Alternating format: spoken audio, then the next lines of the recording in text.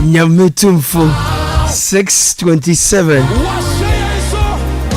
July 9, 2024. Good morning to you and welcome to your favorite morning show, a Citi Breakfast Show on 97.3 Citi FM. But I keep hope alive, and my praise to you will grow exponentially. I will bear witness to your merciful acts. Throughout the day, I will speak of all the ways you deliver. Although I admit I do not know the entirety of either, I will come with stories of your great acts, my Lord the Eternal. I will remind them of your justice, only yours. Psalm 71, 14 to 16.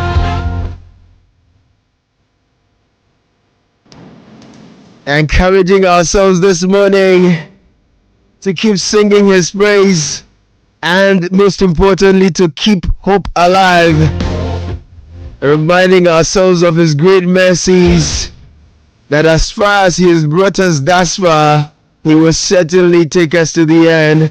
He says, my plans for you are not that of evil, but they are good thoughts, and they will bring you an expected end. And so in the limitations of our mortality, we put our hope in the eternal one, that he will not put us to shame. So this morning, be encouraged. This morning, sing out loud. Sing his praise. Put your trust in him, knowing that he will bring you to an expected end.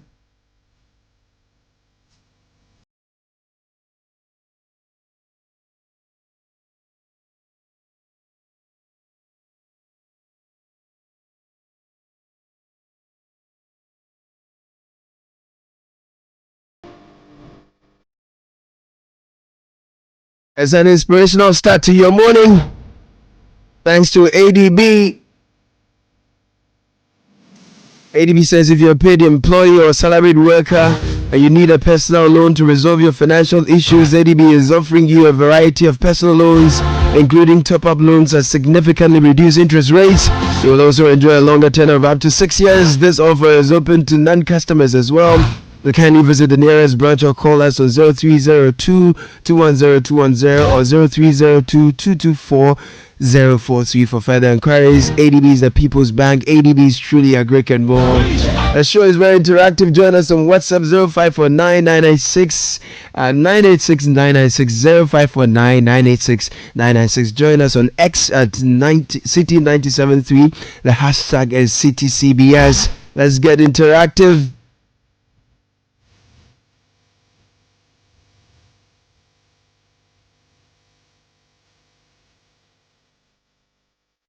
We understand the excitement of preparations that comes when your child gains admission into senior high school. But we at the Agricultural Development Bank, ADB PLC, also understand the financial burden this comes with. The chopbox, trunk, school mattress, you name it. That's why we have partnered with Prospectus Ghana Limited to offer financial support for parents by introducing the ADB Quick Purchase. With a smart loan of up to 20,000 Ghana cedis, you can pick up all the items on your child's prospectus for school. ADB PLC offers you a repayment plan of 12 months to relieve you of all that heavy financial burden. Every ADB customer who receives their salaries through the bank, military and police personnel, and all other workers on the Controller and Accountant General's payroll qualify for this facility. Walk into any ADB branch nationwide or any Prospectus Ghana Limited office near you to apply for the ADB Quick Purchase. Terms and conditions apply. ADB, the People's Bank. ADB, surely a Greek and more. Join the conversation on the Citi Breakfast Show on Facebook at facebook.com/Citi97.3, Twitter at twitter.com/Citi973, and Instagram at instagram.com/Citi973 with the hashtag CityCBS.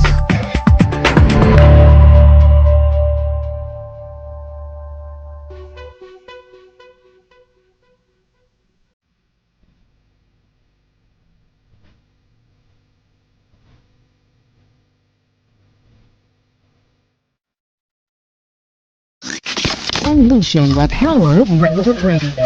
This is Citi 97.3.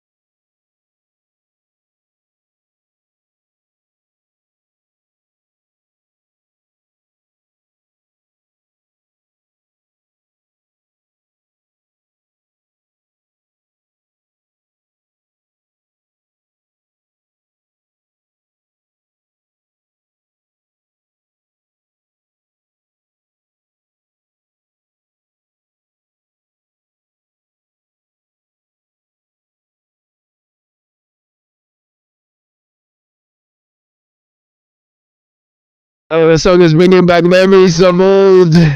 For Richard, the last guy who comes dancing into the studio, and I'm sure it's the same for many of you nodding in your vehicles as you drive to work. Newspaper review is brought to you shortly.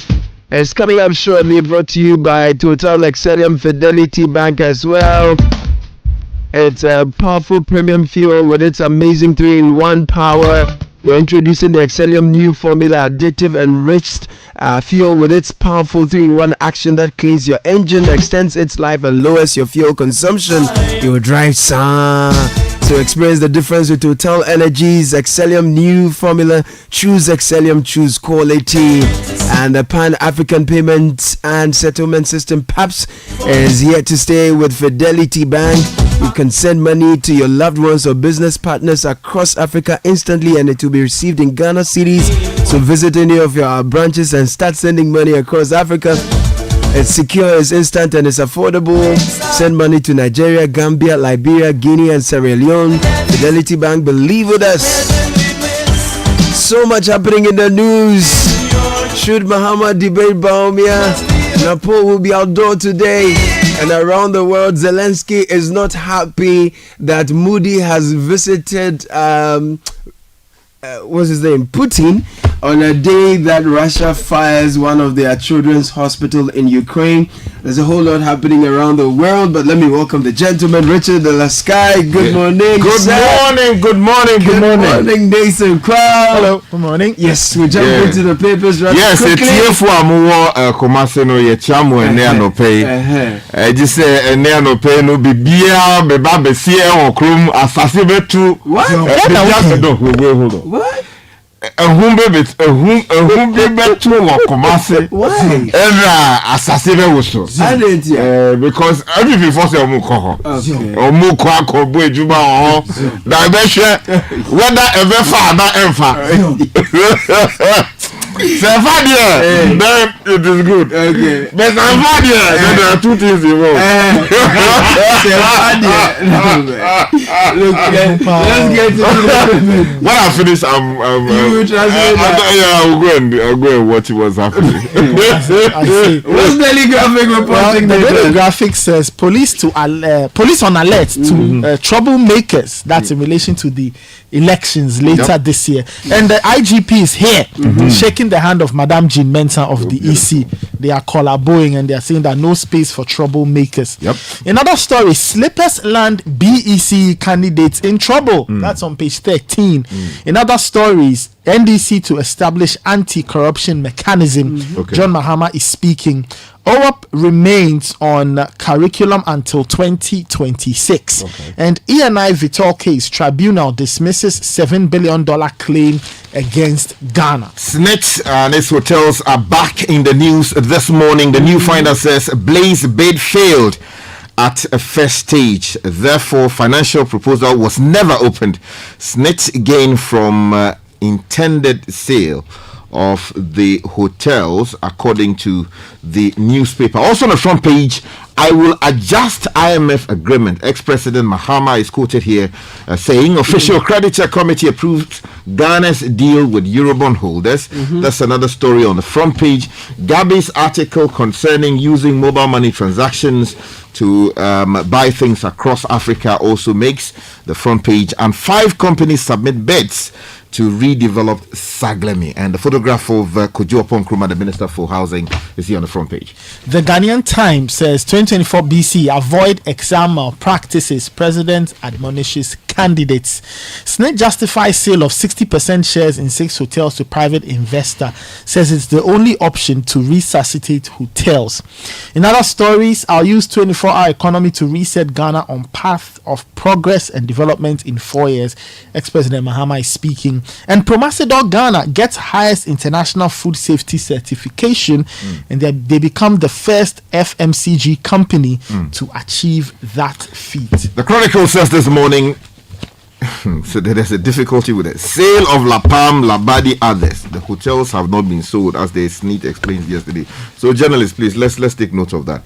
SNIT rejects a Rock City terms of payment. Hotels still not sold. So how that connects with the earlier headline is a bit somewhere. And I guess they're trying to maybe in the matter of somewhere. Also on the front page, Saglemi Housing is bouncing back. 5 businesses submit bids, as I read earlier. 6 pastors of Divine Healers Church seek injunction against a general overseer. Well, trouble in the house of the Lord. And then also some other stories, including one that says police working hard to locate missing NDC organizer. All right, the Daily Guide says Bawumia presents Napo to Otumfuo today. NDC SC parking claims untenable. That's according to the majority. Okwe shakes Dom Kwabenya, and there's a picture of Michael Okwe Jr. leading Dom Kwabenya residents on a health walk. And EC Chair IGP pledge credible elections, plus GMPC floors ENI in $7 billion case. Let me take you to the Daybreak newspaper, and they also repeat the issue I was talking about. SNIT defense hotel sales. Except that the hotels have not been sold. Yeah, that's right. And then also majority backs CJ's request in connection with the proposal for an increase in the number of Supreme Court justices. Also 2024 BCE. 3 teachers arrested in Bekwai, 2 invigilators arrested in Bono region. Why? We'll tell you more. And then GAB denies discounting foreign savings account. Discontinuing foreign savings account. Okay, the Anchor newspaper, Bawumia Mahama presidential debate in the offing. MPP flag bearer accepts challenge, set to hold series of media encounters. Napo officially outdoored today. VRA announces plan for another spillage as panic grips residents. And a very sad story here. BEC candidates knocked down by speeding car. Oh no. 1 dead, other in critical condition. Oh, no, this is not good. The Daily Post says no more father for all. This is coming in from President Mahama. Also something here. Honorable Joycelyn Tete gives out 19,575 Ghana cedis for breakfast for 783 BEC candidates. And Ghana Armed Forces subpoenaed to testify in ambulance procurement trial. Finally, for me, the BNFT agreement with Euro bond holders confirmed by OCC. That's on page 3. In other stories, in the hospitality sector, hotel occupancy declines in peak tourist season as Airbnb business booms. And of course, Promasidor is here. They have been giving an international food safety certificate. The overseer has, again, no father for all approach in my fight against corruption. This is according to former President Mahama. Napo rallies MPP members to come on board. Timing for the appointment of new Supreme Court justices bad, according to Martin Pegu, whose photograph is here. And then some other stories here on the front page. But let me take you to some business newspapers for this morning. Yeah. The graphic business says, data systems critical to development. Government statistician Professor Samuel Kobina Inim is here on the front page of the newspaper. Also, Ghana Stock Exchange's composite index makes 22.34% gains. Cocobot ends 6-year losing streak, post 2.3 billion Ghana cedis in profit in 2023, and then also reducing taxes on fuel, a good call. And if you go to the business analyst, we're told the economy has not turned the corner yet. MPP government leaving heavy lifting to successive governments. This is according to former Minister for Finance, Seth Tekpe, whose photograph is here. Also, Wisconsin University sets up 4 state-of-the-art ICT labs. That's good. And then also Mohammed's U-turn on free senior high school, shocking. This is according to the Information Minister, Fatimatu Abubakar. Nathan, you're done? Yes. Good. So let me bring you to the City Newsroom now quickly. And photographs of John Mahama and Dr. Baumia together. Election 2024 headline reads, no need for Mahama Baumia debate. Bawa Moktagri is speaking here. She also says that the protracted Dumso was our biggest misfortune in 2016 election. Bawa Moktagri again. Napo can't be defined by Dumso timetable interview. Rodney Nkrumah fights back. Government receives 5 bids for Saglemi housing project upon Nkrumah here. And then also Napo to be officially outdoor today. Napo has grassroots appeal to help Baumia win. Rodney Nkrumah is speaking, and the ANI vital dispute on that. International Arbitration Tribunal dismisses $950 million suit against Ghana GNPC. 4 teachers have been picked up for assistant students at Bekwai. This is WAEC during the BCE. And if you go to myjoyonline.com, the NDC is calling for the Chief Justice's resignation over self-serving judicial appointments. Sami Jemfi is here again saying at the appropriate time we would impeach the Chief Justice. RTI Commission orders SNIT to furnish it with information requested by journalists within 14 days. Ghana triumphs international arbitration. That story is here as well. Ghana Armed Forces subpoenaed to testify in ambulance procurement trial. And also, Senegal's leader wasn't born when ECOWAS was founded. He is asked to reunite the bloc split by coups. If I take you to the BBC quickly, Democrats look to Kamala Harris, but could she beat Trump? That's the big question. Ukraine mourns after a day of Russian airstrikes. Deadly storm barrel cuts power to millions in Texas. And CNN, Zelensky blast Moody's meeting with Putin. And Biden's political storm shows no sign of letting up. So much happening around the world, but let's get into the details. If I'm to go to all Africa finally, Rwanda UK migration plan dead and buried. The new Prime Minister of the UK is not continuing that policy. Okay, so the big stories this morning, a number of them having to do with SNIT and Kumasi, and then also the proposed appointments to the Supreme Court. So let me take off this morning with a Chronicles version of what's happening with in connection with the SNIT matter with those hotels. Now, Max Olofori, reporting from SNIT House in Accra this morning, says the Social Security and National Insurance Trust SNIT has indicated it has not sold its hotels. The Director General, Kofi Bosompem Osafo Mafu, announced this at a press conference on Monday, July 8, 2024, when he briefed journalists on the issue surrounding its hotels. Now, according to the Director General, the negotiations have hit a snag as SNIT did not agree with the payment terms by Rock City Hotels. the preferred investor. There's a quote here that says, "We have gotten to the point where we are negotiating on the price. The negotiations fell through. And by that, what I mean is that we failed to agree on the terms of payment. Now, we are currently engaging all stakeholders on the way forward with respect to the negotiations." And finally, and that is, by the way, what can be done under the memorandum of understanding that we signed with the preferred bidder. It goes on to talk about some other things. But the point that has to be made is that according to SNIT, the hotels have not been sold. Now we stay with SNIT. But and the Ghanaian Times, yeah.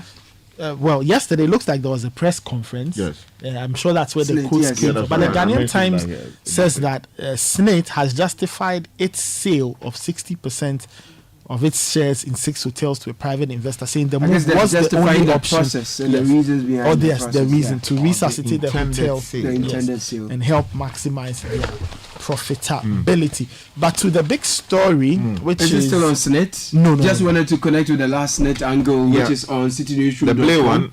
Yes, the blue one is here, good, and good. I want to give you that. Sure. So this is the son of Osafo Mafo responding to why the son of Freddie Blay, sons of the fathers.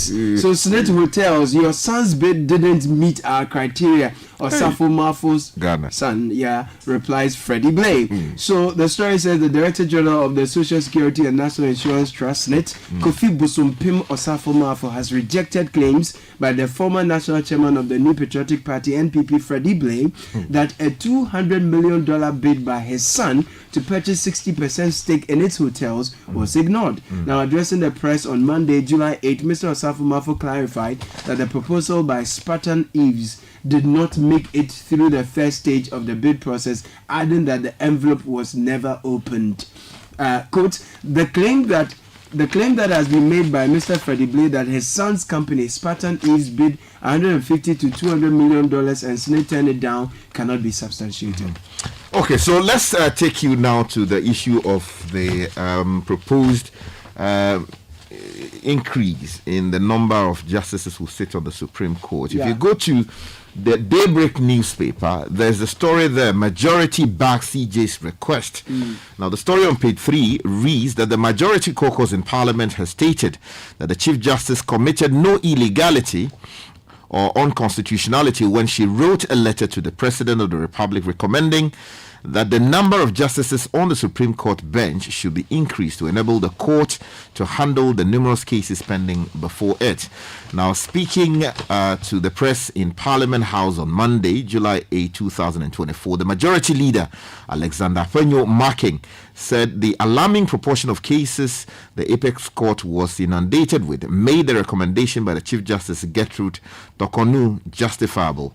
There's a quote here that says the Chief Justice has not done anything illegal, immoral, or unconstitutional in respect of a recommendation for the need to increase the number of justices at the Supreme Court. But somewhere somebody is threatening to Yes. If you go to my journal online, NDC calls for Chief Justice's resignation over self-serving judicial appointments. National Communications Officer of the Opposition, NDC, is calling for the head of the Chief Justice over what he describes as self-seeking interest in the selection of some judges to the Apex Court. What she has done is totally wrong. I'm quoting Sami Jemfi here.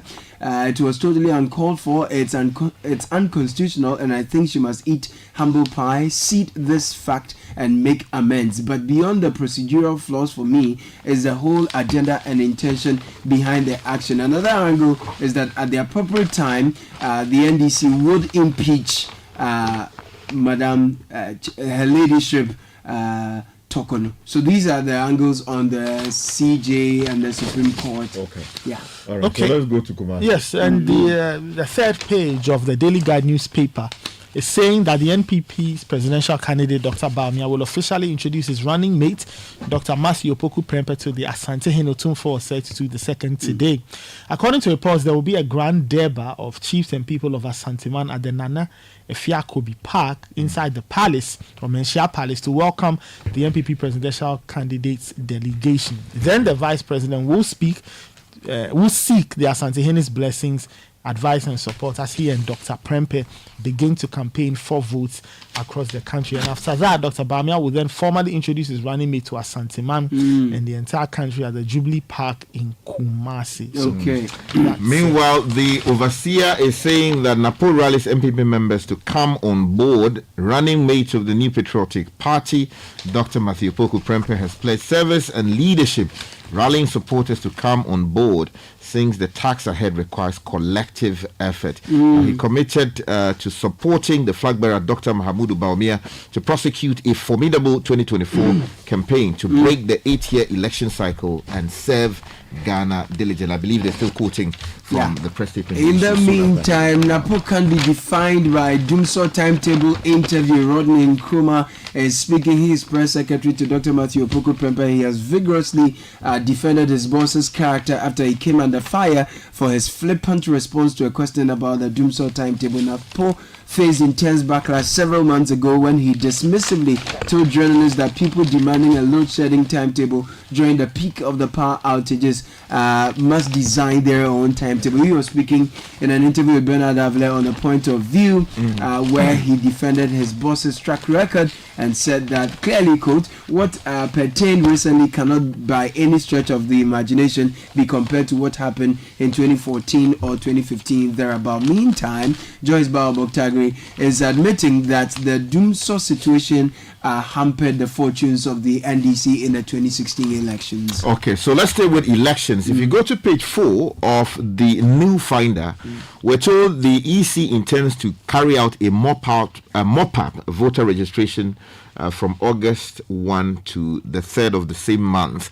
The story says the Electoral Commission of Ghana will embark on a mop-up voter registration exercise from the 1st of August 2024 to the 3rd of August the same year. Now, this exercise aims to give people who turn 18 after the limited voter registration exercise, as well as those who did not participate in the initial registration exercise, the opportunity to be registered. Now, additionally, the Electoral Commission will conduct a voter exhibition exercise from August 20 to August 27, 2024. Now, this was announced by the chairperson of the Electoral Commission, Jean Aduko Mensah, during a briefing by the Election Security Task Force led by the Inspector General of Police, Dr. George Ekufu Dampare. Okay, let's talk quickly about the BC. We started yesterday, but in the Volta region, a very, very worrying story emerged. Now, this is on page 3 of the Anchor newspaper, and it says 2 BC candidates from Kanolu Basic school in the North Tongue district in the Volta region have been involved in an accident happened on Sunday, leaving one dead and the other in critical condition. Now, the report says the students were seeing off their sister who had visited them in Volo near Japan when the two were knocked down by the speeding vehicle. The injured candidates were said to have been rushed to the VRA hospital at Akosombo, where one passed on and the other remained in critical condition. We just wish the family, what do you call it? Our condolences. Really, really sad. So rest in perfect peace. Yes. And then also the other one. Yes, page 13. Yes, we wish them speedy recovery. Just a final plug on the BC. 12 candidates yesterday at the Ho Kabori JHS Center almost they were almost sent away. Why? Because they were wearing slippers instead of the prescribed cross sandals. Now, the unsuspecting peoples were reprimanded on arrival at the exam center. They were asked to go home and go home after the English paper and come back better dressed for the RME paper. But Dr. Esther Ajoyebo Ajima, who's the Municipal Director of Education, pleaded on their behalf and asked them to dress properly.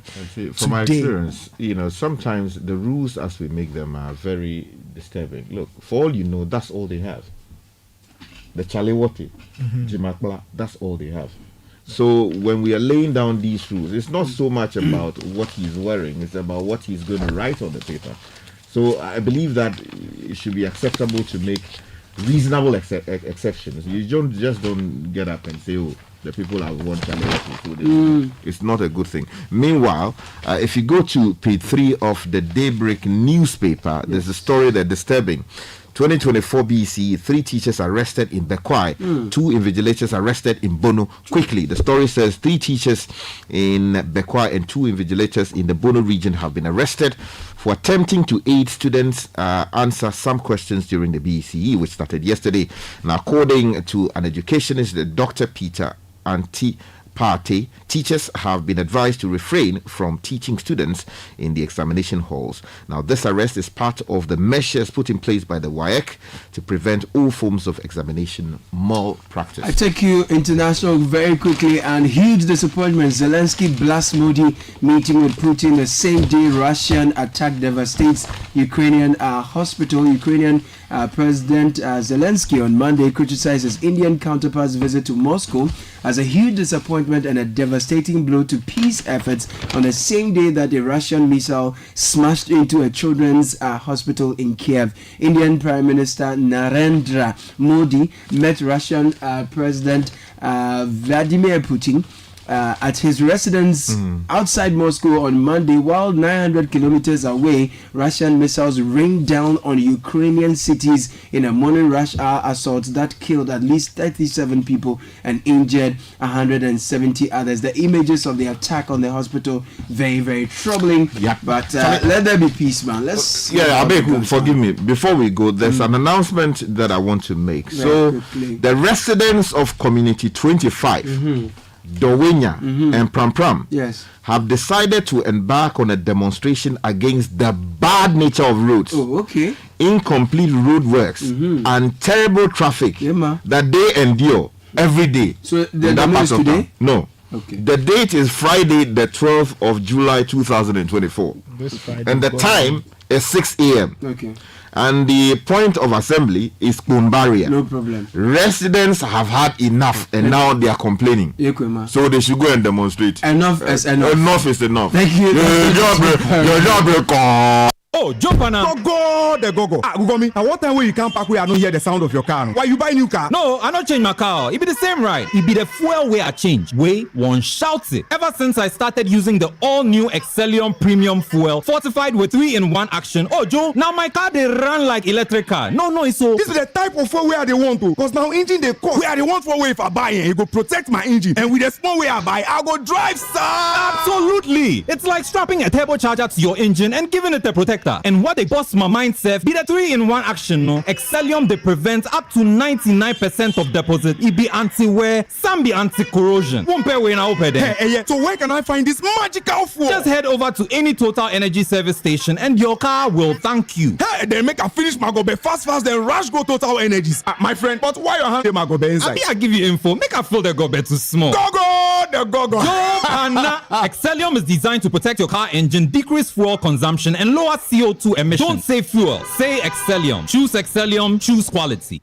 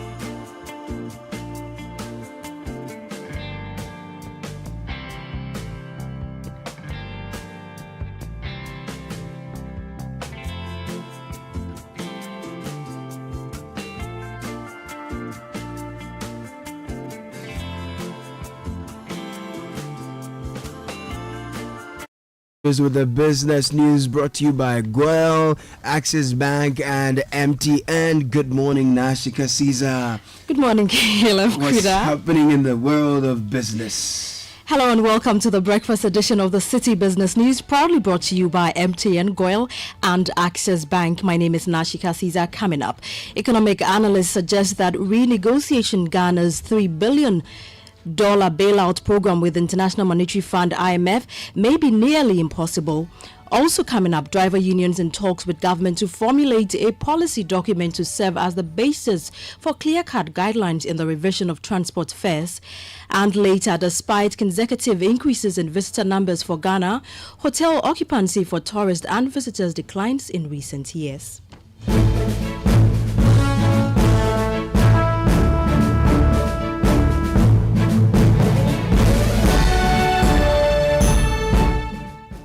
Now, customers of defunct fund management companies say they are unperturbed about the deadline for the submission of their claims today. This follows a public notice issued by the Securities and Exchange Commission (SEC) 2 weeks ago, calling on affected customers to submit their claims for validation and onward payment of their locked-up investments following a government bailout package of 1.5 billion cedis. Charles Nyami is the convener of the defunct Gold Coast Fund Management Company. To complete the payment. We have done our best giving information to our members. In fact, we've gone ahead accepting them, those who find it difficult as leadership of the group. We've gone far accepting those who find it difficult to access the internet and the email team, and we are doing it on their behalf. So at least we are doing our best, and I think since 2019 up to this time, it's far too long for anyone who is serious about collecting his or her money to have filed his or her claim to be validated. So we have no complaints about the deadline, not at all. The convener also added that the challenge envisaged to deter some of its members in the rural areas from filing their claims electronically has been resolved. What we are doing to assist those in the hinterland is that all you need to do is to get your document. When you get your document, at least within every community, there will be some educated people who have WhatsApp.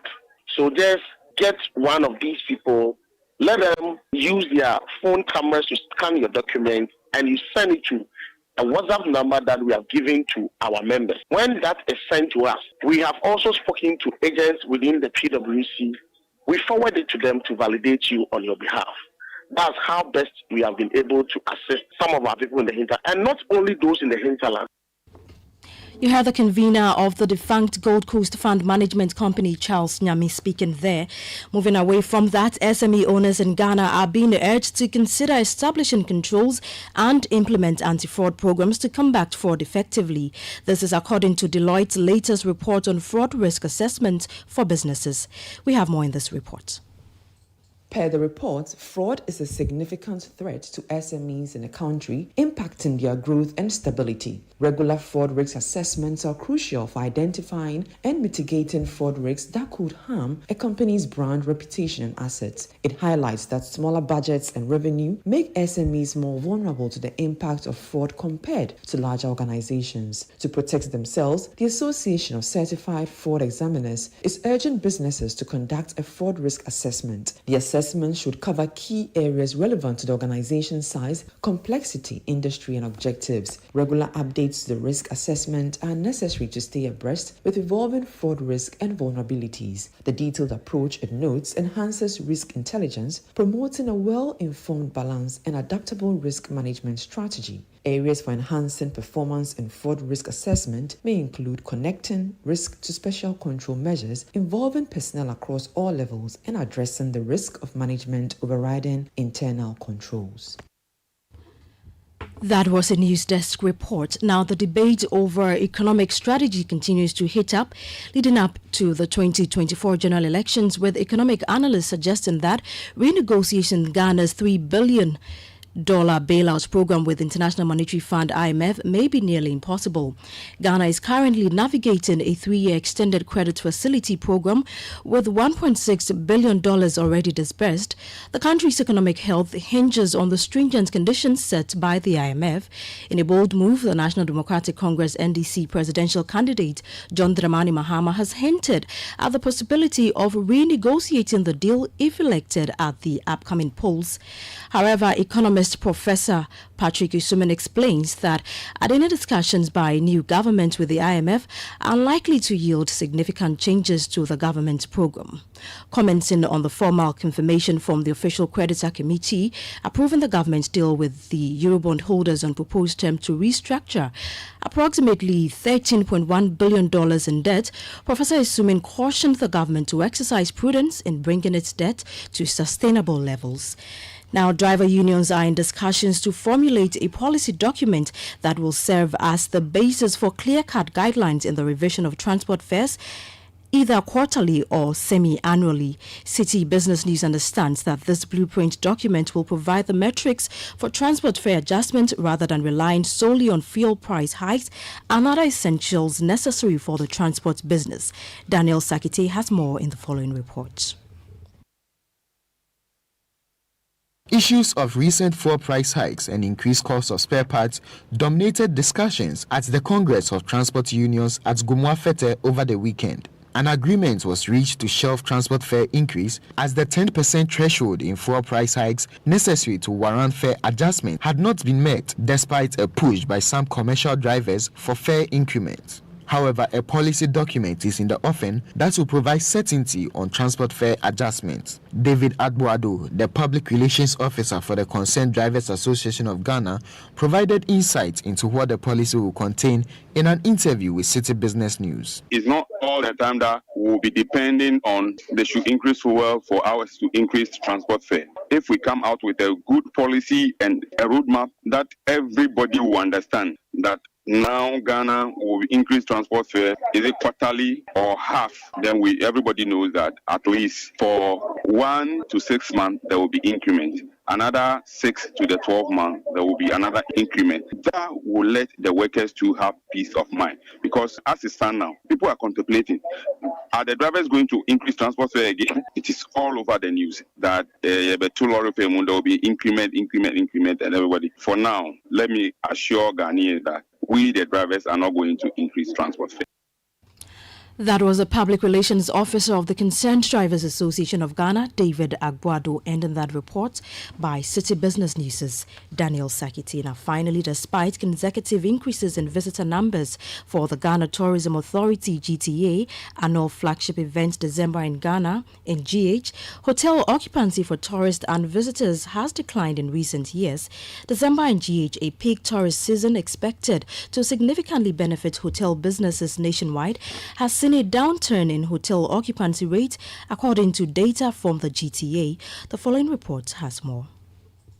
In 2019, Ghana commemorated the Year of Return program, marking 400 years since the abolition of the slave trade. Drawing global visitors keen on experiencing Ghana's rich heritage, art and entertainment scene, DGH has been a focal point in showcasing the country's culture. According to data from the Ghana Tourism Authority, international tourist arrivals in 2023 reached 1.1 million, a 25% increase from the previous year. The report also reveals that the average expenditure on accommodation was the highest spending category at 34.61%, slightly exceeding last year's 33.34%. However, there was a slight decline of about 3 to 5% in participants staying in hotels, while those opting for Airbnb accommodations saw a significant increase from 11.5% in 2021 to 27% in 2023. This shift is attributed to the high cost of hotel rate due to the nearly 20 taxes that operators face. That was a Business Desk reports ending. It's for the breakfast edition of the Citi Business News, proudly brought to you by MTN Goyle and Access Bank. My name is Nashika Caesar. Do have a great business day. The other day, I visited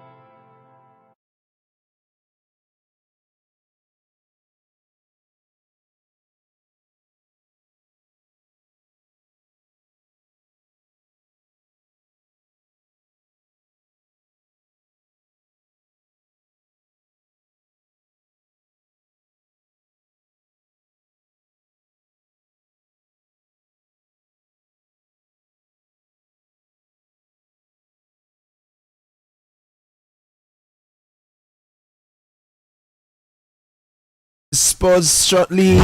Kickoff is brought to you by Letshego. If you're ready to power up your finances and unlock your path to prosperity, ready to watch your investment grow with confidence, then Letshego Fixed Deposit Solution is your best option. With Letshego Fixed Deposit Solution, you're not just investing, you're making your money work harder for you so you can watch your wealth grow.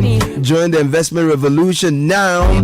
Call us on 02700 40799 or send us a WhatsApp on 02700 40733 to learn more. Invest wisely, invest with Letshego. Letshego, let's improve life.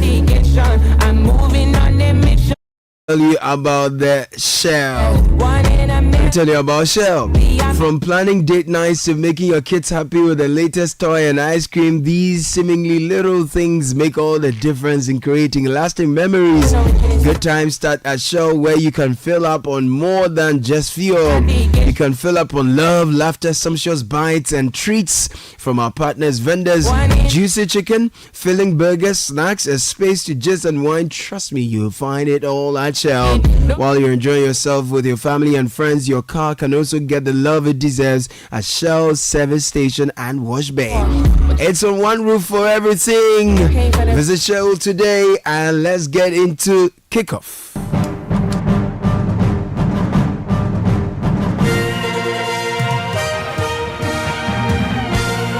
Gabby Affair, good morning to you. Good morning, Caleb. How you doing? I'm good. Nice. I see you're well as well. Yeah, I'm super good. So let's jump into kickoff. All right, Tuesday morning, Gabby Affair here, and the dial is 97.3 Citi FM. Welcome aboard, everyone, to kickoff, and we are on the wings of Shell. Letshego ends on the JH. Coming up, we'll get to hear from Team Marlins ahead of the second edition of the Channel 1 National Swimming Championship coming off this weekend at the Baltimore Sports Complex. Plus, new Chelsea boss Enzo Maresca has a message for the club fans ahead of the start of the new season in August.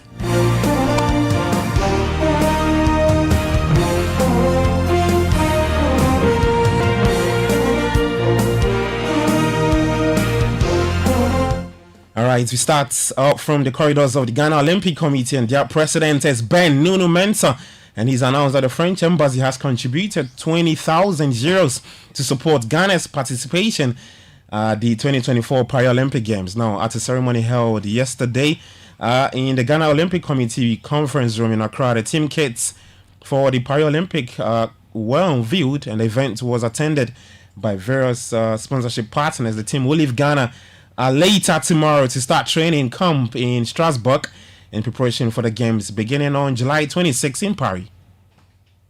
I'm very happy. It's something that any struggling sports administrator would be happy about, and we're very happy, especially the French embassy. They've been with us throughout this journey in the past 2 years. They've always said they were going to support us, and I think that it's a good thing. We're very happy. Even though we would have wished that other organizations, especially the Ghanaian companies that come on board, were pleased with what we have, and we hope that it would encourage others to also come on board and support us. That's interesting. Now, would this ginger the athletes to get close to winning medals for the country at the highest level? Well, of course. I mean, once you know everybody is caring for you, once you know everybody's thinking about you, the whole of Ghana is supporting you one way or the other. I mean, that's a huge morale booster. And I think that will be a good booster for athletes once they hit the tracks and then once they hit the pole. Well, we stay with that story, and Corporation Attaché at the French Embassy, Marine Hayem, expressed that the embassy is pleased to assist Team Ghana in their preparation and participation for the 2024 Paris Olympics. So actually at the French Embassy we are convinced that Ghana and France share a common passion, which is sports. So we are really dedicated to support sports in Ghana. We believe that there are many talents and it's a way to promote Ghanaian excellency. So we've been running a project over the 2 last years called Ghana Olympic, and the fact to support the team Ghana for the Olympic Games, to go to the pre-games in the city of Strasbourg is part of this project actually. All right, so that's Corporation Attaché at the French Embassy, Marine Hayem speaking there. And so Team Ghana will leave Ghana for Paris later tomorrow for the games, which is starting in July 26 in France. Well, to some swimming, and as we approach the highly anticipated second edition of the Channel 1 Swimming National Championship at the Baltimore Sports Complex this weekend, it's actually July 13 and 14. Well, we take it back to the inaugural edition that was held at the Bermacamp Sports Complex. And in the maiden edition, the Malian swim team emerged victorious with a total of 63 medals. Can they do that again? There's more in this report. More than 150 swimmers showcased their skills at the inaugural Channel 1 National Swimming Championship, competing fiercely for medals and prestige in the pool. The one-day event brought together various swim teams from across the nation to vie for the title of Ghana's best at the Bermacamp Sports Complex. By the end of the competition, the Malian swim team emerged victorious, amassing a total of 63 medals. They excelled in both the boys and girls categories, securing 34 gold, 19 silver, and 10 bronze medals. Legon Sharks and the Torpedo Swimming Club followed in second and third place with 41 and 60 medals respectively. Raphael Kwe, the founder of the Malian swim team, expressed to Channel 1 Sports the valuable insights gained from the inaugural event, which will be carried forward to the second edition at the Baltimore Sports Complex on July 13 and 14. It's Channel 1 TV, and their reach is very wide. So I think it brings a lot of exposure and coverage to the sports. It brings more eyeballs on the sports, and I think it was the first time last season, and it was extremely competitive. And I think all the others at that time, most swimmers had left the country, but I think seeing how it went, decided to stay and come and compete for this one. So it's even more competitive than last year's. So we're really looking forward to it. It will be a fantastic, intense competition. All right, so that's it from the Malian swim team. Let's see how they fare. The second edition, which will take place this weekend at the Baltimore Sports Complex, is a two-day event. So just come around and come watch some good swimmers. Well, we start with the Malians and their team. Head coach is Lady Rowena Majid Michelle, and she's confident that they can do well in the second edition. We still have very strong swimmers in the team. The only thing is that our numbers have reduced, but we'll still go and give our all. Yeah. Is that good for Malians? You look at the team, you say that, okay, so season is ended, we've been able to groom up young talents, they've left the country to represent Ghana, at least they started from Malians. What would you have to say to that? It's definitely good for Malians. We do what we do with the swimmers' interest at heart. So if what they do here is able to push them to get scholarships for school and all of that, it's wonderful. All right, so that's the team's head coach, Lady Rowena Majid Michelle speaking, the team Marlins. And we take you to Europe, and new Chelsea boss Enzo Maresca says his priority is to create the right mentality and culture as he begins his stint as Chelsea head coach. The Italian replays Mauricio Pochettino, whose relationship with the Stamford Bridge fan base was often fraught during his single season at the helm. Now speaking in his first official interview as Chelsea head coach, Maresca said he was focused on creating a connection between fans and the club. Thank you. Yeah, very happy, excited. Will be a fantastic journey, and exciting to start as soon as possible. Tell us about your first week at the club. How important has it been to get your surroundings and the people at Cobham at Stamford Bridge? Yeah, it's been quite busy. It's normal at the beginning. It's always in the same way. You try to know all the people around the training ground, some of the players that they were already there. But the feeling is fantastic. You mentioned the players. It is a squad full of talent and personality. How excited are you to work with them on a day-to-day basis? Very excited. One of the reasons I'm here is because I'm convinced that the squad is very good. As you said, it's full of talent. So the most important thing now is that we are able to create the right culture that drive us through the season. I always said the same. If you are able to improve players, that means that you improve the team. So it's our target to try to improve all of them day by day. All right, so that's new Chelsea boss Enzo Maresca speaking there. Well, to Liverpool, and Thiago Alcantara has retired from football after leaving Liverpool at the end of his contract. The former Spain midfielder was restricted to just one appearance during the 2023-24 season because of injury. Well, Manchester United have also increased their offer for Everton midfielder Gerard Brentwaite. The Toffees rejected a £35 million bid from United for the England international last month, and it is understood the revised offer is about £45 million with a possibility of additional payment should set targets be met. Later tonight, the semi-finals of the Euros will start today. France will take on Spain at 7 p.m. at the Allianz Arena. I'll keep you updated with that game. In tennis, Novak Djokovic has accused Wimbledon fans of disrespect after claiming he was booed during his win over Holger Rune. Now, the 37-year-old, the 7th-time winner at Wimbledon, pairs his lips in the direction of the centre court fans after winning a tight second set versus the 21-year-old Dane en route to a straight set 6-3, 6-4, 6-2 victory to book a place in the quarters. There's more tennis news later on Sports Flash. That's it for kickoff. For more sports stories, you can head to citisportsonline.com. And our next at City Sports GH. My name is Gabi Ofer. Kickoff is proudly brought to you by Shell. Letshego ends on the GH. Enjoy the rest of your day. Do take care and bye-bye.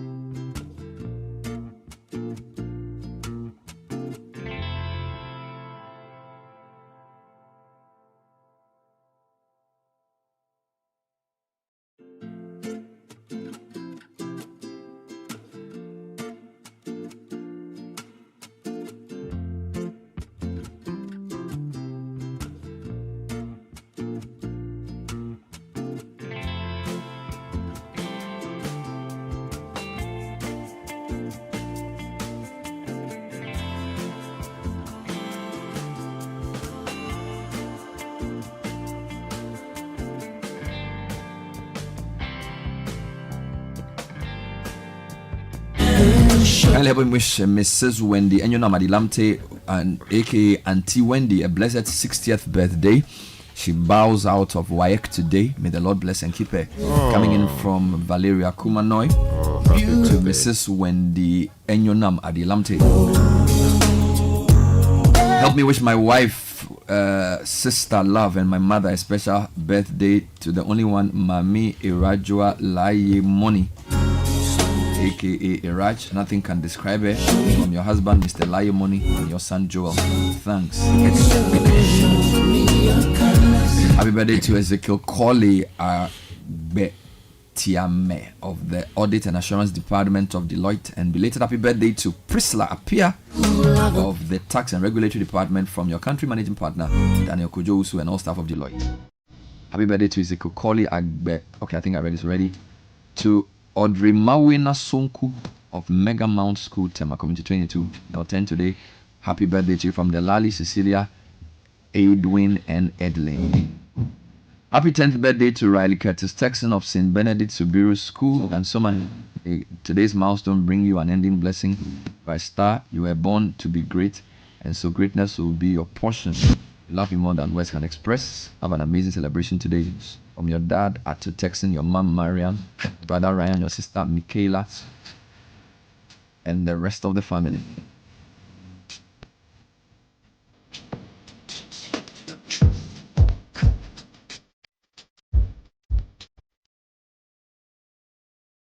As which is kind of read this morning, the people of Dowenya and Pram Pram and other areas say they will hit the streets on the 12th of this month because they're tired of the traffic and the abandoned projects. There are about 3 or 4 runabouts that have been left undone, and the nature of the runabouts make traffic even worse. So it essentially makes a bad situation worse. So a few of the residents have said they will hit the streets on the 12th to register their disgust over the situation. Very important. That's how we can build our country. If you find something unacceptable to you, the law allows you as a citizen to voice your concerns beyond doing something about it in your own little way. These people, as I understand it, there have been times that they put money together to fill some of the potholes themselves with what do you call it? Earth they had gone to buy. The situation keeps getting bad. They have raised these issues on our platform repeatedly, but for some reason the Ministry of Roads is not dealing with their concerns. If it would take some form of protest to get the attention of the ministry directed at the situation there, so that is 100%. I'm in full support of the demonstration. You know, I don't even know which route to use when I'm going to the Volta region again. It's crazy. I think now somebody was telling me that there's now a route through Every or something. Hey, yes, apparently you climb the hill and then you go through what do you call it, latte or something, and then you descend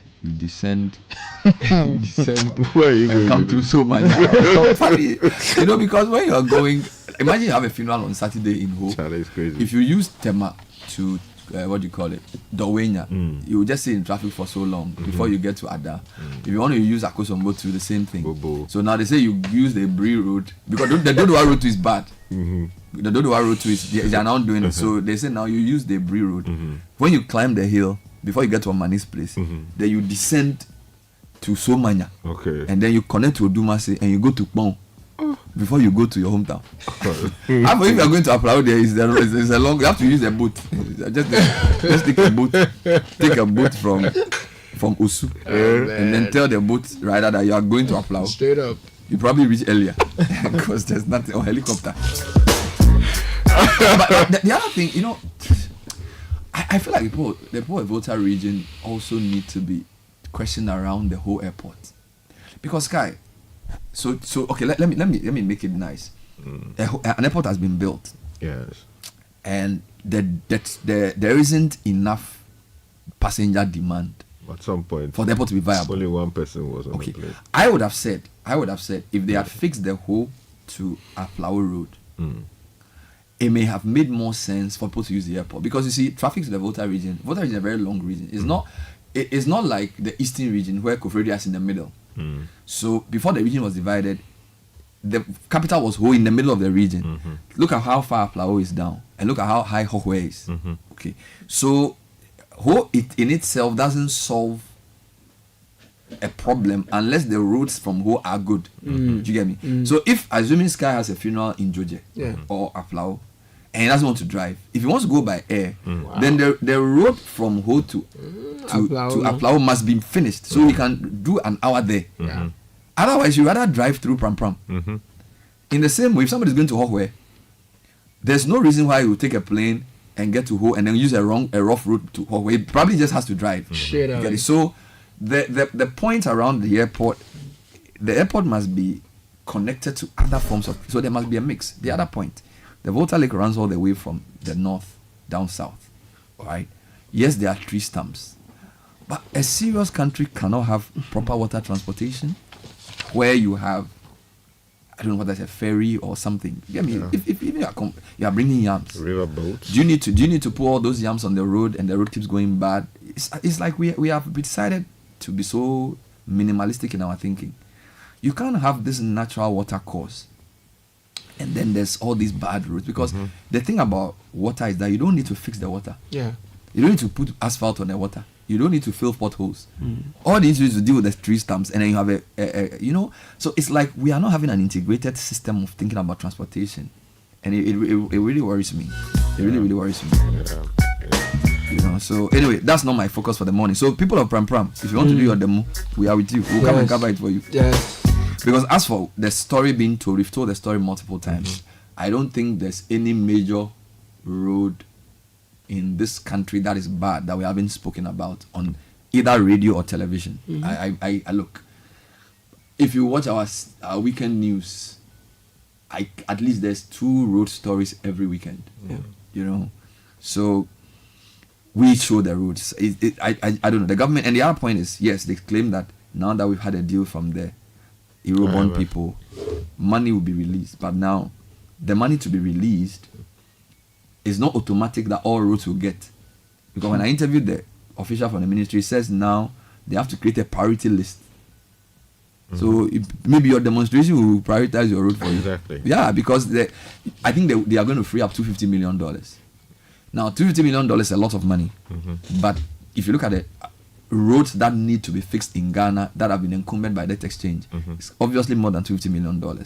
So the Wenya people, do your demo and say we want part of the 250 million. That's how it works.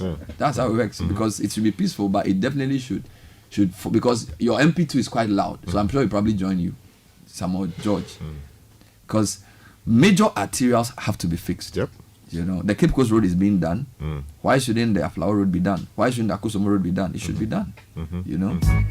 So the other point for me also is that the existing ones should not be left to be completely out of shape before they are maintained. If you drive from Riz Junction to the Agbogba stretch, the whole stretch, so many potholes. And then around the bridges, there are always potholes because they flood, the culverts are not big enough. I don't know why we are always waiting for things to get out of hand before we look for big money to fix them. Maybe because the people are okay. They drive on it every day, they just get angry. It's unacceptable. You need to sometimes let people know that actually it's unacceptable with the road. So shocks are getting spoiled. And the other thing is that we do things piecemeal. All right. So let me be controversial. Motorway to School Junction is the road they did because of the All Africa Games. Okay. But I can say to you that from the School Junction to Agbogba is a more important road than the School Junction to Motorway. Because when you drive from School Junction to Motorway, not many people live on that road.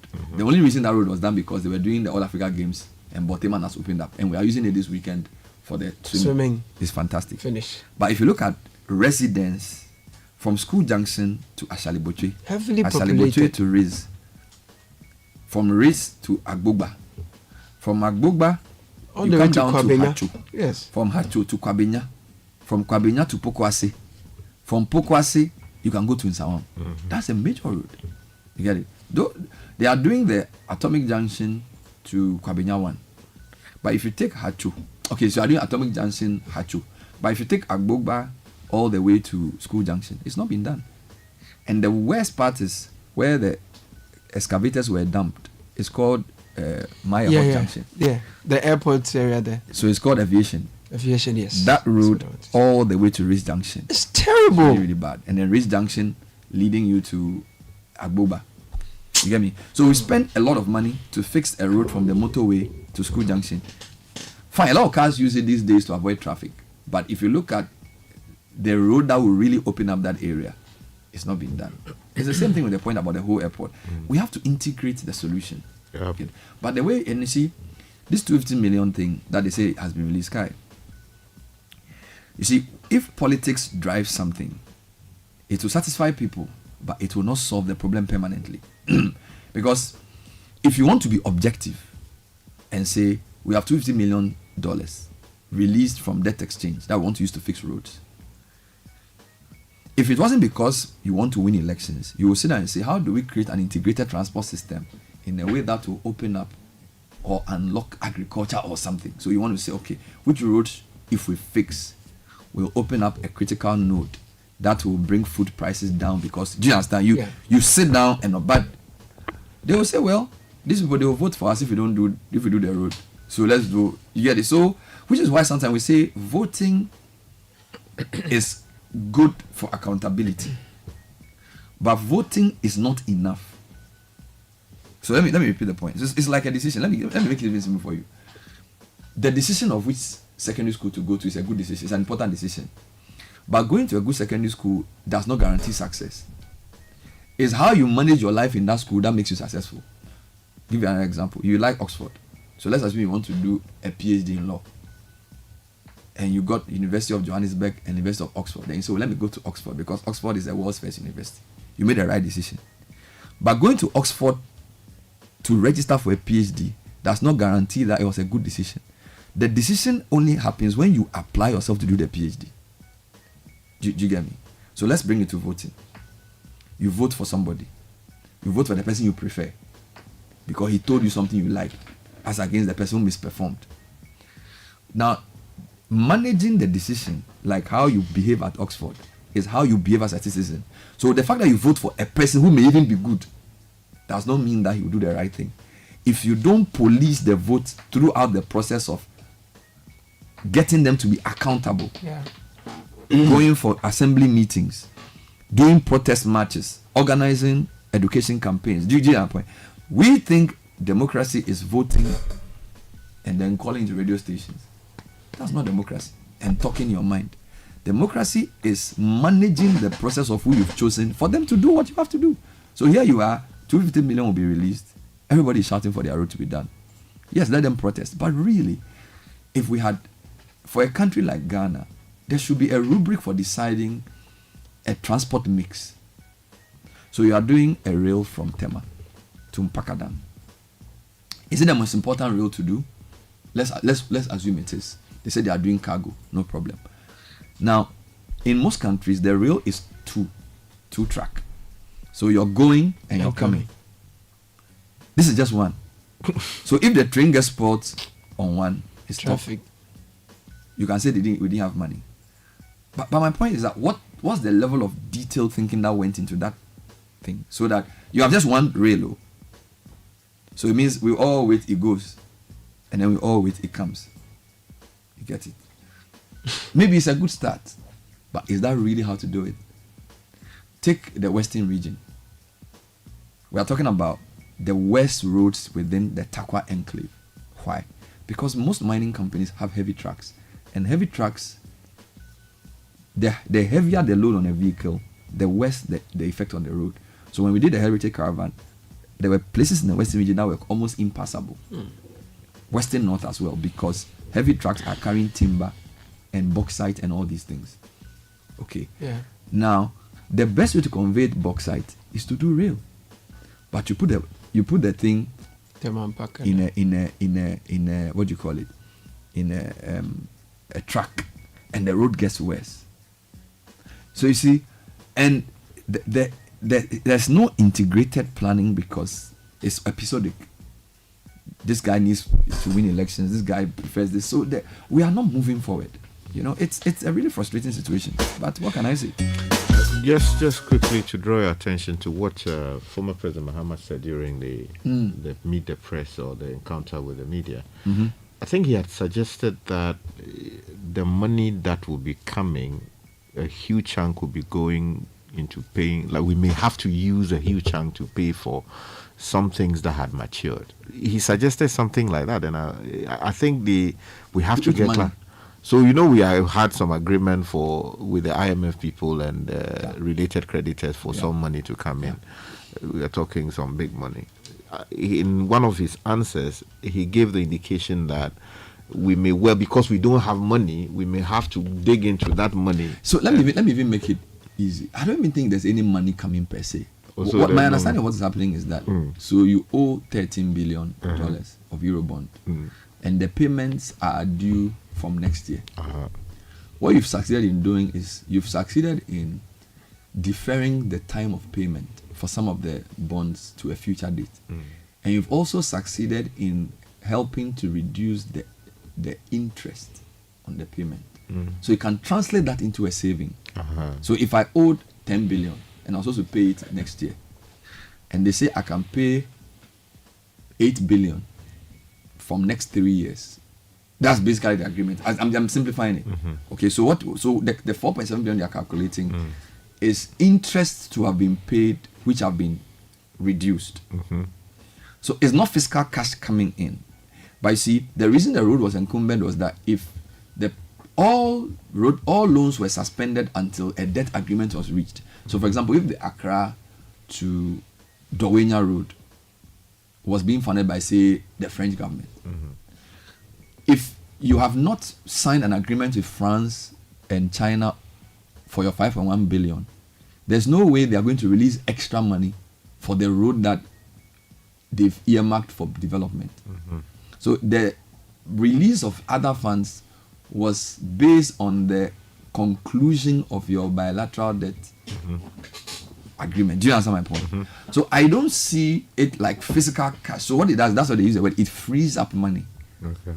So it's almost like money was supposed to come, but they've frozen the money. So I don't think somebody's going to give us 4.7 billion cedis based on the agreement with the official creditors. So the money that the IMF people are releasing to us in the tranches, the money we are told it hits the BOG account. Does it come? That's different. Okay. So let me make it easy for you. Your total debt is $43 billion. All your debts, and your debts are categorized into domestic, cedi-dominated, foreign, and your foreign is debt you owe to countries. That's bilateral debt, 5.1 billion. Then debt you accrued on the Eurobond market, that's 13 billion. The kinky money. Then there's also commercial credit you took from banks, China Exim, German Bank, and then there are other debts you took all over. So 43 billion. What they did was that they spent the first 8 months doing what is called domestic debt exchange. Because how does government borrow? Government can borrow short term from you.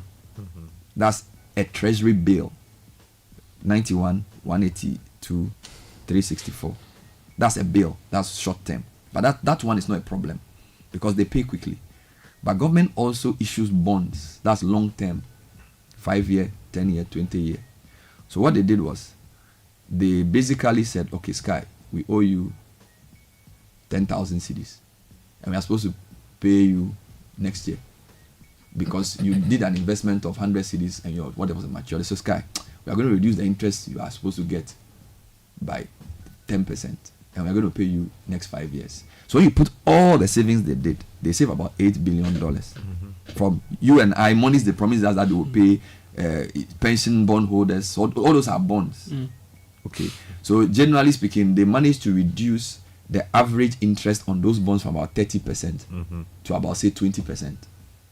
Okay. And they also extended the tenor for some time. So the government gave itself breathing space in the domestic debt exchange. Then we owe countries, France, UK, China, US. The Western countries call themselves the Paris Club. It's a club. If you are not a big boy in OECD, you are not part. But we also owe China. Korea. Now, the Western countries say they won't give you debt forgiveness if they don't know what China is doing. Because if they forgive you your debt, you go and give the money to China. China to say you also owe us. So if we forgive you, you can give the money to the West. So they have to form an official creditor committee. So China and the French together come together and say, let's come and discuss these people, their debt. The total amount we owe those countries together is 5.1 billion. So they all agreed together the terms, which is why after Stéphane Roudet left Accra, he took a plane to China. So Stéphane Roudet is a Frenchman. He's working for IMF. But after the OCC meeting, he has to also go to China to sort of make sure they're also on the same page. So basically speaking, we have to now account to bilateral. So they are multilateral, bilateral. So World Bank is multilateral. They lend to many countries. Bilateral is what you do with UK, China, whatever. Yeah. So our bilateral debt is 5.1 billion. They have come to an agreement as to how we will treat it. They haven't forgiven us. So they are saying they will reduce some of the interest and you will pay at a later date. So you've saved 8 billion domestically, you've saved 5 billion from bilateral. But you also borrowed crazily. Look, we did our first Eurobond in 2007 under Kufuor. Then we did a Eurobond under Mills around 1.5 billion. Mahama's total Eurobond was like 3 billion. The Eurobond under this government in the 2 terms is about 12 billion. You get it? So a Eurobond is not a country. These are private people. Good. So it's more expensive debt that you've gone to take on with more punitive terms and very unforgiving. But once you owe those guys, the IMF is saying we're going to give you need money, you are hot, we're going to give you $3 billion, only $3 billion. We're not going to give you that money if you haven't come to an agreement with the bilaterals and also the Eurobond. So they did front load the payment. So the 3 billion, they give you some money first. I think they gave you 600. They give another 600. They give you 360, 360. Okay. But all those monies they are giving you, you are going to pay it back. Now, the reason they can tell you what to do is that, so this is the whole game. You've borrowed yourself into the ground. You can't do anything. So somebody going to give you 3 billion. By him giving you the 3 billion, he's going to, in a sense, force you or work with you to take decisions that will make sure that you can pay back his 3 billion. And the thing he's going to do means that's why when we went to announce that we had come to an agreement with the Eurobond holders, the IMF didn't agree because they said the threshold it will leave our numbers was not good enough to assure them that we could pay. So it's almost like, because you are giving me 3 billion, every other thing I have to do, I have to come and tell you if it agrees with your, do you understand? So we went to meet the people, they said, oh, they will give us some deferred payments and whatever. IMF said no. So we have to go back. So now IMF agreed, so they released the 360. Please, you see where I'm coming. So if somebody tells you that we've succeeded in renegotiating our debt, it's fine, but we're still going to pay. And by the way, some of the monies we owe, they deferred the payment for 16, 17 years. So by 2035, 2036, when your daughter is lecturing at Oxford, they will be paying that money. And some of the money we use it to do consumption. We didn't. So if let's assume you took that 13 billion. So the 13 billion we took, so let's assume the 13 billion we owe the Eurobond. We had said we use 13 billion to develop a rail infrastructure to change our transportation for good. So you build rail from Takoradi to Takwa to Ninehin. You build rail from Accra to wherever, in Pakadan, front and back, buy the rails and use that to open up rail transportation across the country. Okay, because you are going to use that to transport your minerals to the coast and transport your food. And you are going to release pressure on your roads. So this is the thing. So if you borrow 13 billion, very expensive debt. If you could use that to say you do that, then I can give you that. Okay, fine. The 13 billion, assuming it can do rail transport, it will release pressure on my roads. It will open up. So you're in justifying the 13 billion, you can say, in 10 years' time, all the bauxite we are developing in Yinehin and Awaso will be brought to the coast by rail. We are going to do maybe a refinery. So we don't need to sell raw bauxite. We are going to add value, and then we are going to sell alumina and produce our pots and pans here. That's not the only thing. It will also bring food from the north. So the issue of food getting rotten on our roads will go down. We can feed our agribusinesses with the raw material. So you make a case and you say the 13 billion This is what I used it for. Then you can say, even though we are in debt, because the real transport and the thing we are doing, by the time your daughter is 50 years old, she can still see the benefit, she can pay. What have they used the 13 billion for? That's the question I was going to ask. I say I'm not the one supposed to answer that. I don't understand, but is the government that's supposed to answer that question? But do we know what the government claims it has used the money for? They should know. I don't know.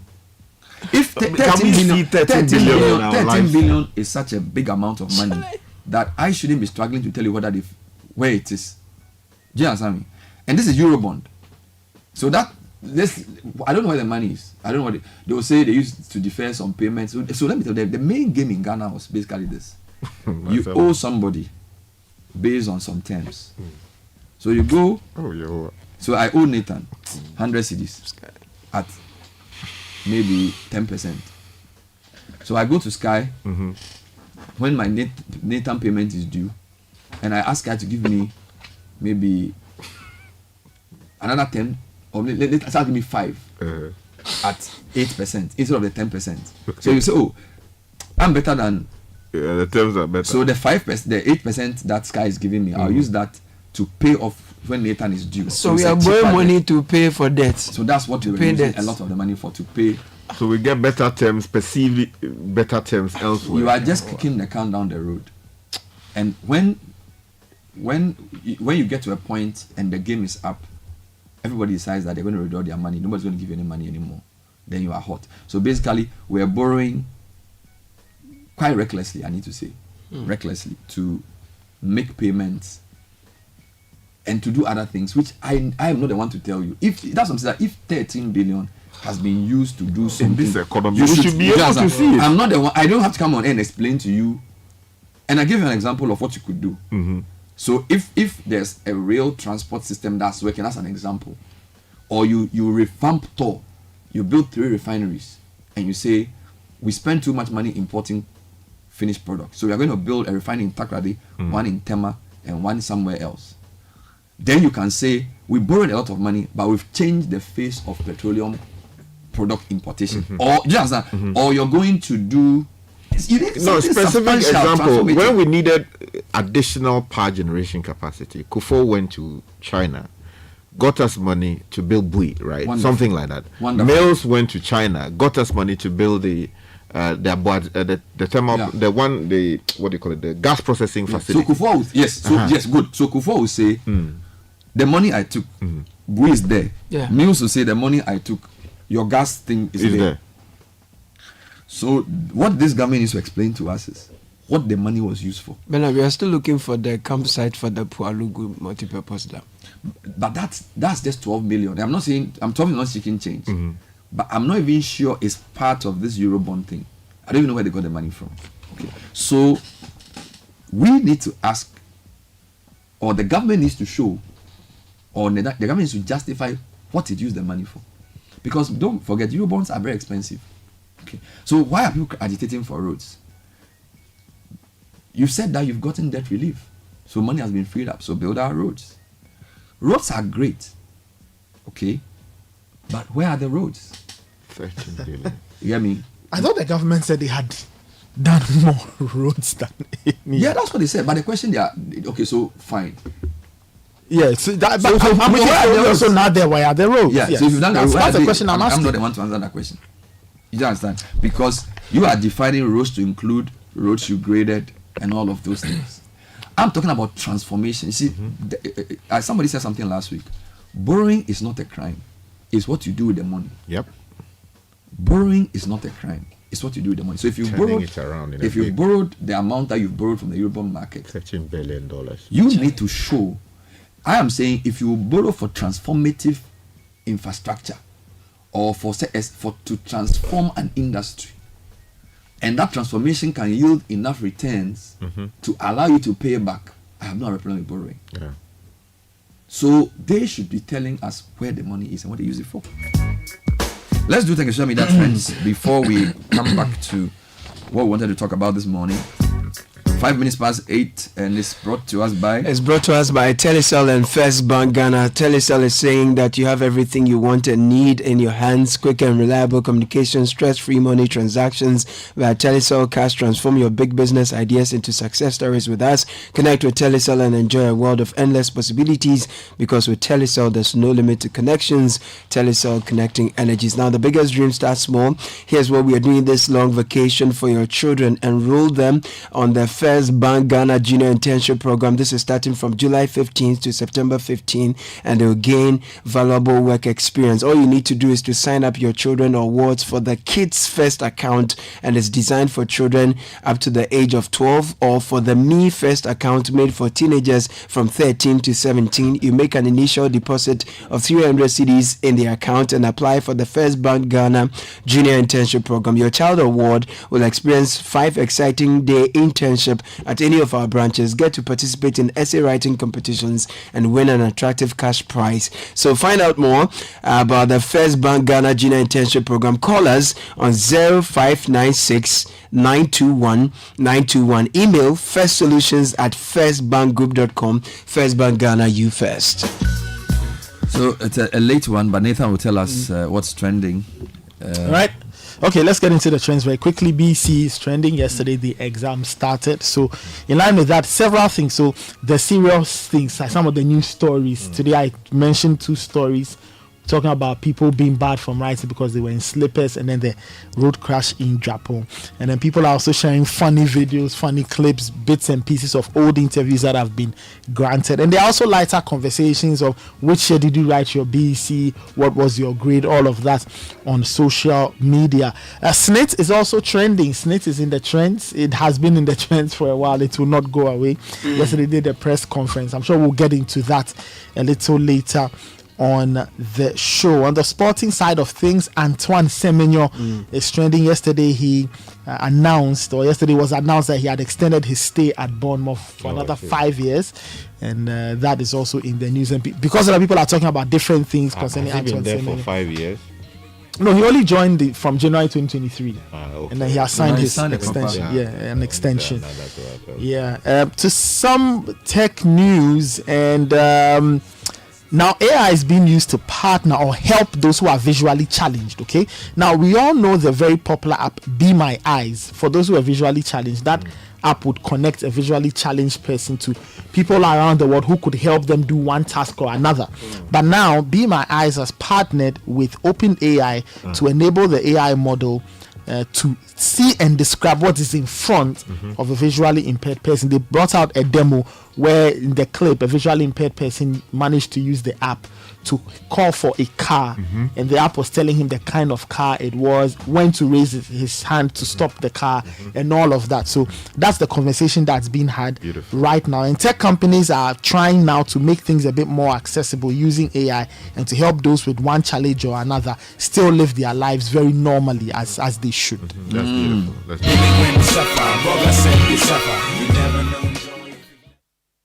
Going up? Yes.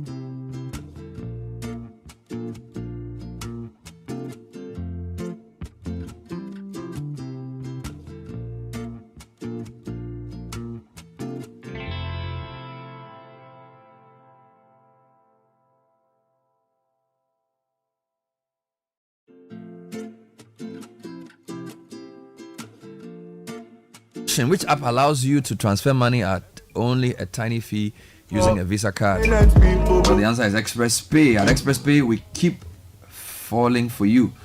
Yes, our prices are falling. Send 100 CDs, pay 1 CD. Send 200 CDs, pay 2. And of course, when you send 5,000, you pay 10. Basically, any amount over 1,000 CDs, you pay only 10 CDs. And there's more. In this month of July, Express Pay is filling the car tank of many lucky customers.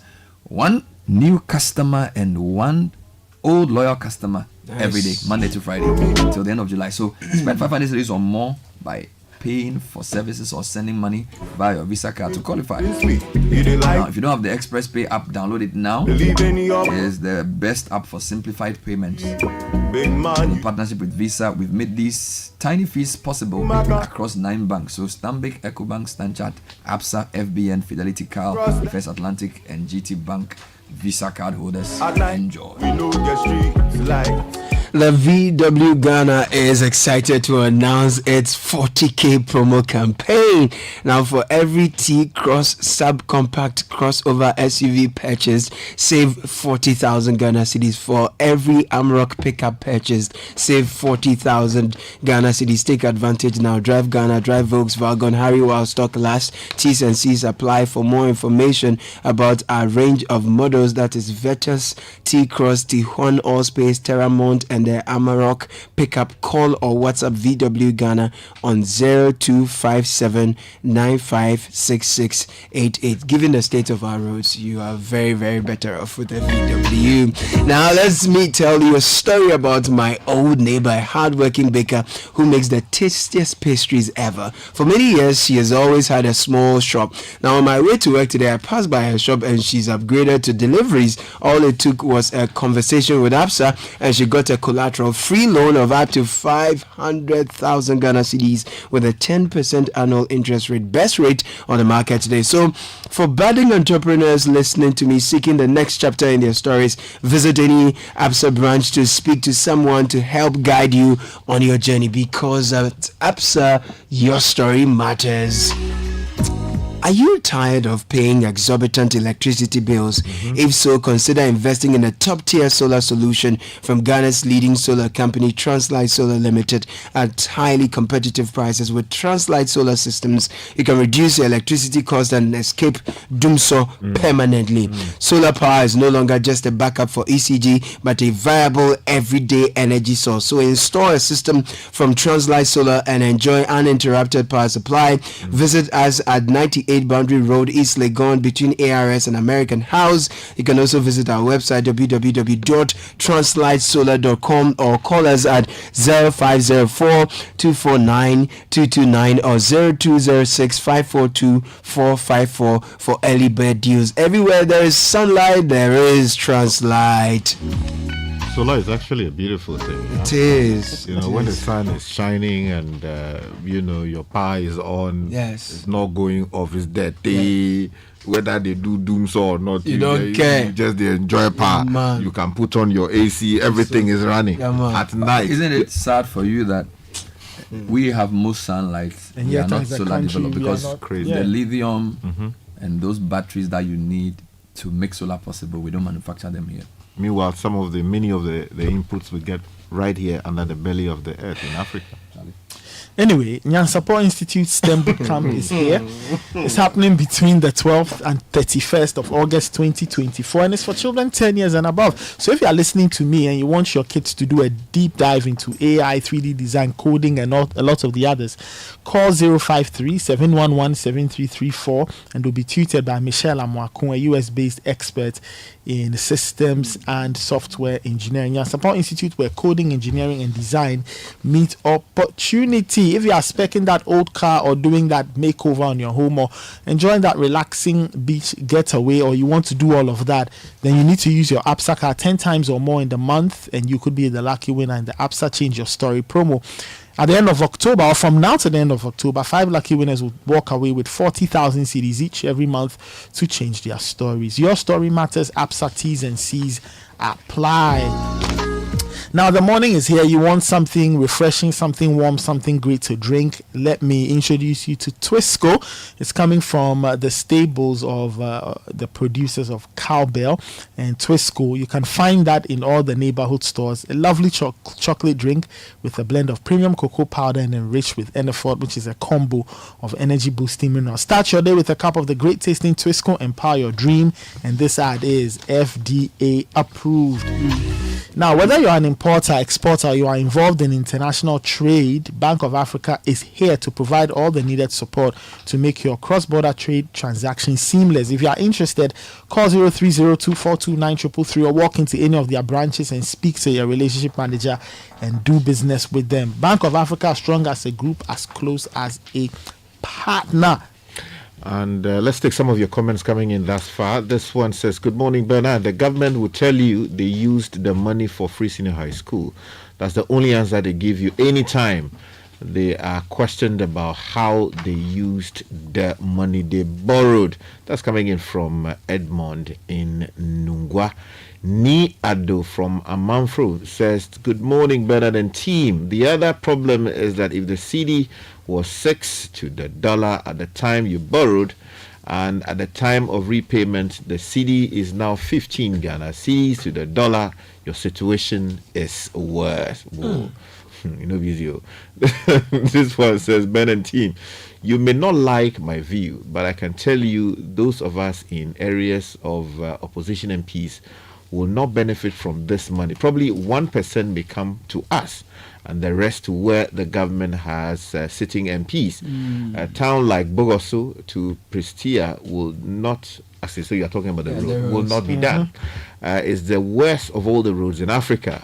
Whatever it is, may God be with us. And most of us listen to Citi because you don't bring political apparatchiks to come and defend their parties and make so much noise in the morning, getting us more angry. Keep the good work you are doing up. And it goes on to talk about some other things, including, meanwhile, I am still on the Michelle Camp Road in thick traffic while a Land Cruiser Prado using the middle of the lane, is using the middle of the lane with a police officer. One day, we will insist they all join the queue. We refuse to give them way, aside from security vehicle. The anger is boiling. It's coming in from Blay, who is listening to us somewhere in Community 25. And this one says, good morning, Bernard and team. Go through Eburi to Edukrom and then descend to Somanya and then to Pon. It is a short route. Really? That's what I was trying to say. Yeah, that's right. That was what you were mentioning. Yes. But I'm wondering whether that is really a short route. Well, if you don't want to use the rough road, so if you want to beat traffic, so you from Adabraka now you drive. I drove to Ekropong last 2 weeks from Adenta. I could count the potholes. There are not that many. Maybe between Mamfe and Ekropong, a few potholes, but from Accra to Peduasi to Eburi to Obosamase to the road is pretty good. It's sad. So when you get to Edukrom, then you descend. So now you are going to the Voltage, you must climb the mountain. Can you imagine? Yeah. That's the route. Better, you've never mentioned Kwashibu Road. Please, we need our road fixed. Okay. It's coming in from Daniel, who is listening. Nathan, where is that? Kwashibu. Let's say Kwashiman's brother, if you like. So on this opposite side of Hong Kong, that broad area, that's the question. Moses from Abokobi says, Bernard and team, please, outdoor you move to Kodiabe Road. The road is so bad. The last time the indigents had to go on a demonstration over the road. This one from Silo in Laboni. It's true. It says, Bernard, please check the Kolebu Road. It's true. It's in a terrible condition with huge potholes. Ambulances are even struggling to use that road. Wow. Bernard, I think this Kolebu thing, we should highlight it a bit more. This is our tertiary hospital. You have all major cases referred from across the country to Kolebu. The road you will drive on going to Kolebu, honestly, it doesn't make sense. There is no sense in why Kolebu's road should be like that. This one is an SOS. They should quickly get it done. It doesn't require so much. Again, we have about 14,000 inmates in our prisons, right? Each of them is fed 1 cedi 80 pesos. there are mechanisms where people have thought how to use small scale road implements to fix basic roads and all these things. We can deploy some of our inmates to teach them how to do basic uncomplicated pothole patching, and things will be done. We don't have money, we are struggling with money issues. We have resources in our inmates, in our prisons. Train them, deploy them, let them patch these things. But the Kolemu one day, it's very bad. Let me just say that the point I was making around, I agree with what you're saying, the point I was making around the decision to vote and then the being an active citizen after the vote applies to many things. So you can demonstrate to do a road. They will fix the road and in 3 months the road goes bad. So even the process of doing the road, we have to get involved. Monitoring to make sure that it's in the right materials, because there have been a number of roads people have spoken to us on this show where in less than 6 months the road was washed off. Right. So for me, it's almost like the system has ground to a halt in a way. We are not able to move to the next level, and we are running around in circles. So I take all the comments about the roads that need to be done. Look, it may not even be the most objective way of awarding roads. Maybe the person who shouts the loudest, who comes on the Citi Breakfast Show, gets his road done. Is that really how it's supposed to be? No. You get it? What's the transport plan? Look, I've said to you, if you cannot coordinate, integrate. If you cannot integrate, coordinate. I keep repeating this. So, what is the integrated transportation plan for the country? And in that plan, where do we have roads? Where do we have rail? Where do we have water? Where do we have air?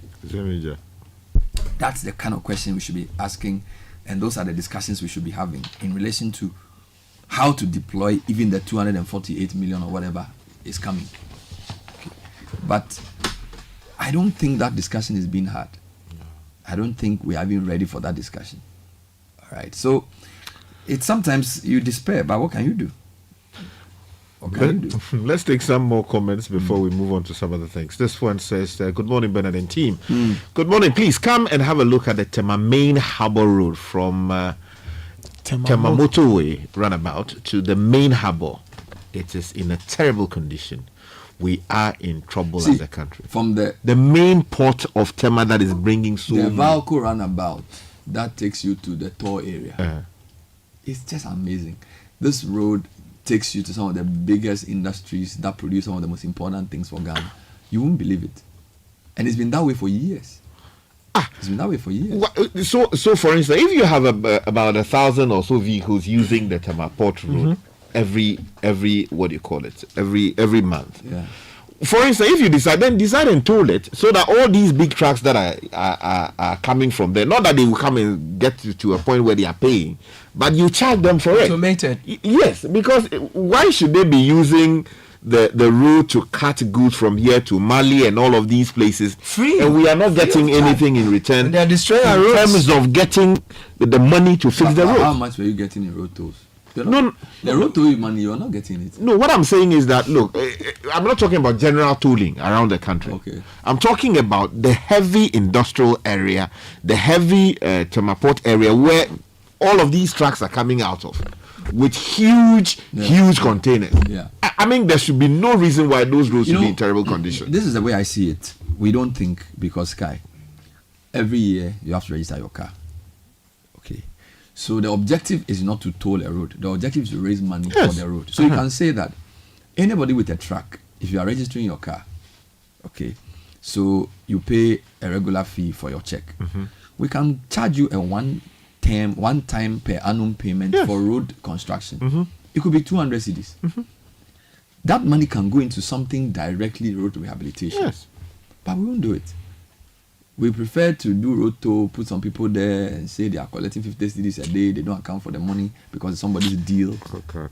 You get it? I don't see how we are thinking in this country. You have all these big trucks. They line up near the motorway. They use the road for free. Yes. They use the road for free. We don't charge them anything. Because we've politicized everything. You know, it's, I don't know. I don't know. But the other point is that sometimes I feel our leaders don't feel what we go through. It's like what the gentleman was saying. The road is bad. what they do when you come into office, that quickly your car is changed from whatever you're driving to a brand new Land Cruiser or Toyota SUV automatic. You are driving, you are not feeling the potholes. And when we are in excruciating traffic, you are not buying fuel, you are doing pipping, you're gone. So they are not in the traffic, they are not feeling the pain. Their fuel is not gasoline. Even if it's gasoline, chances are it's our taxes they are using. So they are not feeling what we are feeling. They are not going That to brings hospitals. me to. They're not going to hospitals. Their children are not writing. They're not writing easy. That brings me to an issue. You are in a different country. They don't understand. My brother, let me rub some salt in your injury. Someone drew my attention, was it yesterday or 2 days ago, to a proposed amendment. You know, when we did this campaign, the Indiscipline Must Stop campaign on the road, a number of members of parliament were arrested, chief executives and their deputies and government appointees. I'm picking up signals from very reliable sources that they intend to amend the provisions having to do with driving on our roads, so that it will be possible for our MPs, our political appointees, to speed anyhow. Oh, sir. So that they can get to parliament early or their destinations early. Really? See, people of Ghana, if indeed this proposed amendment goes before parliament, as a collective, we need to oppose it. We need to oppose it as fiercely as we can. Because... Sorry, what's this amendment? You know, there are speed limits that apply across the country. So if you're in a built-up area, there's a way you must drive. If you're on a highway, there's a limit to which you must drive and all of that. Beyond which, if you do that, they will arrest you and prosecute you. Now, what I am getting from reliable sources, the effect of which would be that exceptions are being created for the political class. The road traffic regulation. Yeah, that's right. To amend the same to allow for some of these excesses to be carried out by the political class to the extent. The amendment of Regulation 74 of the LI, which allows a siren or a bell to be fitted as a warning appliance in classes of vehicles. Now, the new addition to the vehicles that can use siren and or alarms are vehicles belonging to MPs and ministers of state. So they're also amending Regulation 166 of LI 2180, where speed limits shall no longer be applied to MPs and ministers of state. Now you have the APO. Bernard, we have to oppose this. We have to oppose it. And it's based on a number of levels. First of all, it is not like they are doing us any great service anyway. Right? It is all about, I am passing this, I am opposing it, without doing proper scrutiny. If Parliament was doing its job properly as an institution, the problems we have complained about today, as in the use of the Eurobond, the use to which it has been put, whether there has been value for money, they would have done that job. But it's about, there's some Sikanobo, let's go and oppose it. Sikanobo, let's go and pass it. So that at the end of the day, proper scrutiny is not done, serious critical questions are not asked to insist that, look, if you have not brought us an update of how you use the money, we have gone there to see that, you use the money for A, B, C, and D, and we are satisfied that we can commit the public purse further, and therefore, let us expend more money. If they were doing that properly, we wouldn't be where we are today. We saw a member of parliament who was rushing to parliament to pass what? He was rushing to take part in a vote. Somebody nearly died as a result of that. Right? I remember. As we speak, we are told the man said he was not interested in pressing charges and the vehicle has been replaced and all of that. We don't want to see a lot more of that. The MPs, the ministers must be responsible. If you have to get to parliament at 3 p.m. in the afternoon, make sure you get there at least an hour ahead of time. Sit down, look at the things that you have to deal with, read through them before you go to the chamber. You don't sit somewhere and then sometimes you are doing something that is completely unrelated to the business of the people of Ghana, and then you sit in motorcade, people, rushing everybody off the road just because you want to get to parliament and say yeah. We will not agree to that. Then we have to also add the ministers then. No, it's the same thing. The ministers are also part of it. Sometimes what transformation has happened to this country as to require that we create further exception. We have in many cases bought electricity for you. Your servants in the house, we are paying for it. Free. Your health services, we are paying for it. So when you travel outside this country, we pay for it. Let me get Here, we pay for it. We pay your vehicle for you. Your homes, we are supplying it. So let me get this straight. So they're saying that now, beyond heads of state, vice presidents, speakers, and CJs, ministers, justices of the Supreme Court, and MPs can also, fit a siren or bell on their vehicle as a warning appliance? We reject it. Is that what the amendment is saying? That is what we are hearing, Bernard. And we have to sound the alarm bells that we will not accept this. If you want to get there, prepare and leave ahead of time. You don't see this happening in other countries. No. Because prior to this, it was only the president, vice speaker, I think CJ, and then police vehicle, Ghana Fire Service, National Ambulance Service. Those are reasonable. And then a motor vehicle used by ambulance. Yes. As well as a hospital. So a bullion van. So those were the ones category. So they are adding MPs and ministers of state. Yes. And justices of the Supreme Court. It is completely unacceptable. Bernard, in my years in the UK, you sit on the under what was the name? The tube, right? The tube, yeah. You see Supreme Court justices; they are sitting there with you. If they have to be reading a document, they are reading it. Of course, there is prestige VIP, so they will be ahead or something. Sometimes not even in VIP. If you want to go to first class, you can go there. First class. Yeah, they'll pay you what they have to pay, and you decide how you use the money, right? They sit on the train with you. They are reading, they are drinking tea. The MPs are there. The ministers are there. You see all of them, right? They are feeling. So when they say that, a particular train service is disrupted, they feel it. They feel it with you because they know that, you have to connect to Belfast. You have to connect to Scotland. You have to connect to this particular place. But because the service is disrupted, you feel it. So when you go to Parliament, you are able to raise the issue. Let me ask you a question. Remember I was doing an interview with a politician. I was asking about why they need V8. And then they were saying they have to go to funerals and those things. Is that part of your responsibility as a member of Parliament? I'm coming. I think sometimes the society also allows, based on the way we expect our leaders to behave, this type of wastage, because they'll say, MP pa, you are driving a. Imagine if your MP drives a Toyota Vitz. Will your people ridicule him or they would applaud him? Just hold on. I'm not talking about you. You ask for you. I know the way you think. You see, we are in Ghana saying that our leaders are wasting our resources. If your member of parliament was driving a Toyota Vitz or taking boat to work, what would people think of them? What would people say? If your member of parliament didn't come to funerals, I met an MP at a wedding last month. He said that was his 4th event for the day. So apparently he has to go to about 4 events a day and make donations throughout. Okay. So sometimes the society's mindset towards leaders encourages that sort of behavior where we expect them to live large. We expect them to do you get it? No, but I don't think I want us to tackle that. No, I am not justifying their behavior. So what I'm trying to say to you is that if you want to change the culture, if you want to change the behavior in parliament, the people's expectation has to change. So the MPs behave the way they do, and they are doing all these things because somehow they get endorsed. And the appointees. The MPs, the ministers, and appointees. This behavior is endorsed by the people. So it's not the fault of the people. That's what I'm saying.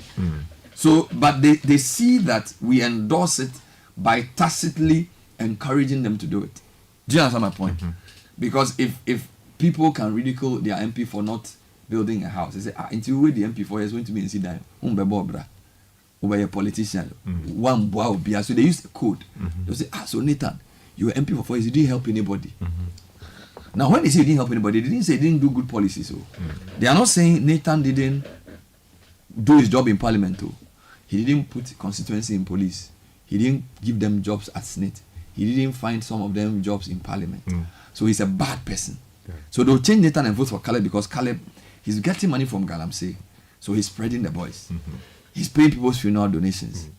You see, so I am saying that a society where this kind of tomfoolery will occur, as you just described, is because people think Nathan is a bad guy and Caleb is a good guy. They won't ask Caleb where he got the money from. So Caleb wants to be MP. He's spreading the boys. He's doing well. He goes to see the chief. The chief likes him. So everybody says Caleb is great. They say, oh, Nathan, you will chisel. Now, Nathan may be very important in the finance committee, doing some really good work. He doesn't have a lot of money, so he doesn't want to go to many meetings. But he was not But Caleb is making money from Gala. And the Gala money, he sought. In fact, he has poached Nathan's constituency secretary. So every time Nathan has a meeting, it's compromised. Every time Nathan has a meeting, Caleb knows. So Caleb knows. And we they hail Caleb because shall be proper honorable guy. Okay. Now he's become MP now. Now the Gala money is flowing. But he also needs other monies because now he's visible. He wants to be deputy minister. So now he needs more money to do other things. So he needs a deal to cut. Nathan is sitting home as opposition. They say, when he was MP, he didn't do anything for us. So he's now a bad guy because they say, he is poor because he didn't do anything. He's a wicked guy. Now, is he supposed to use his salary to do the thing for us? No. Is he supposed to use his position to push your hometown people into Bank of Ghana? Is that what Nathan's work is? So I am saying that the reason our leaders behave the way they behave, in addition to their own lack of vision, is that we too, we tacitly encourage by who we choose. Because we are not asking Caleb, how come all of a sudden Caleb is getting so much money to run for this campaign?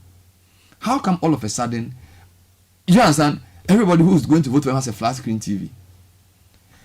He has 5 cars. He builds a big house. He has parked like 8 cars in his house. Nobody's asking, this guy was in school with him more. What work did he do that he has 8 cars in his house? Okay. Oh, he's honorable. So you do honorable. Then now he wants to change the law to make sure he can now use siren. He has to send his kids to a school where they pay dollars. When he's sick, he goes to US because he has to pay for the lifestyle that he has built. That we now, when he comes to church, we don't tell him that politician, God will punish you. I will say, oh, today we have an important guest coming. So he sits next to the pastor. Then the pastor tells him that, Charlie, my daughter, she wants to get into the police. Can you help me?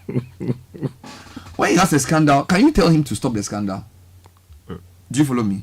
So corruption is both administrative and legal, but it's also behavioral.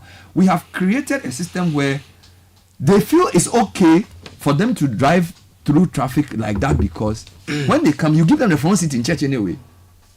We invited them and give speeches at our speech days because they are the guys who are prominent in society. The guy who comes in an Uber is not serious. The guy who was MP and he didn't do anything for his family members is considered a bad person.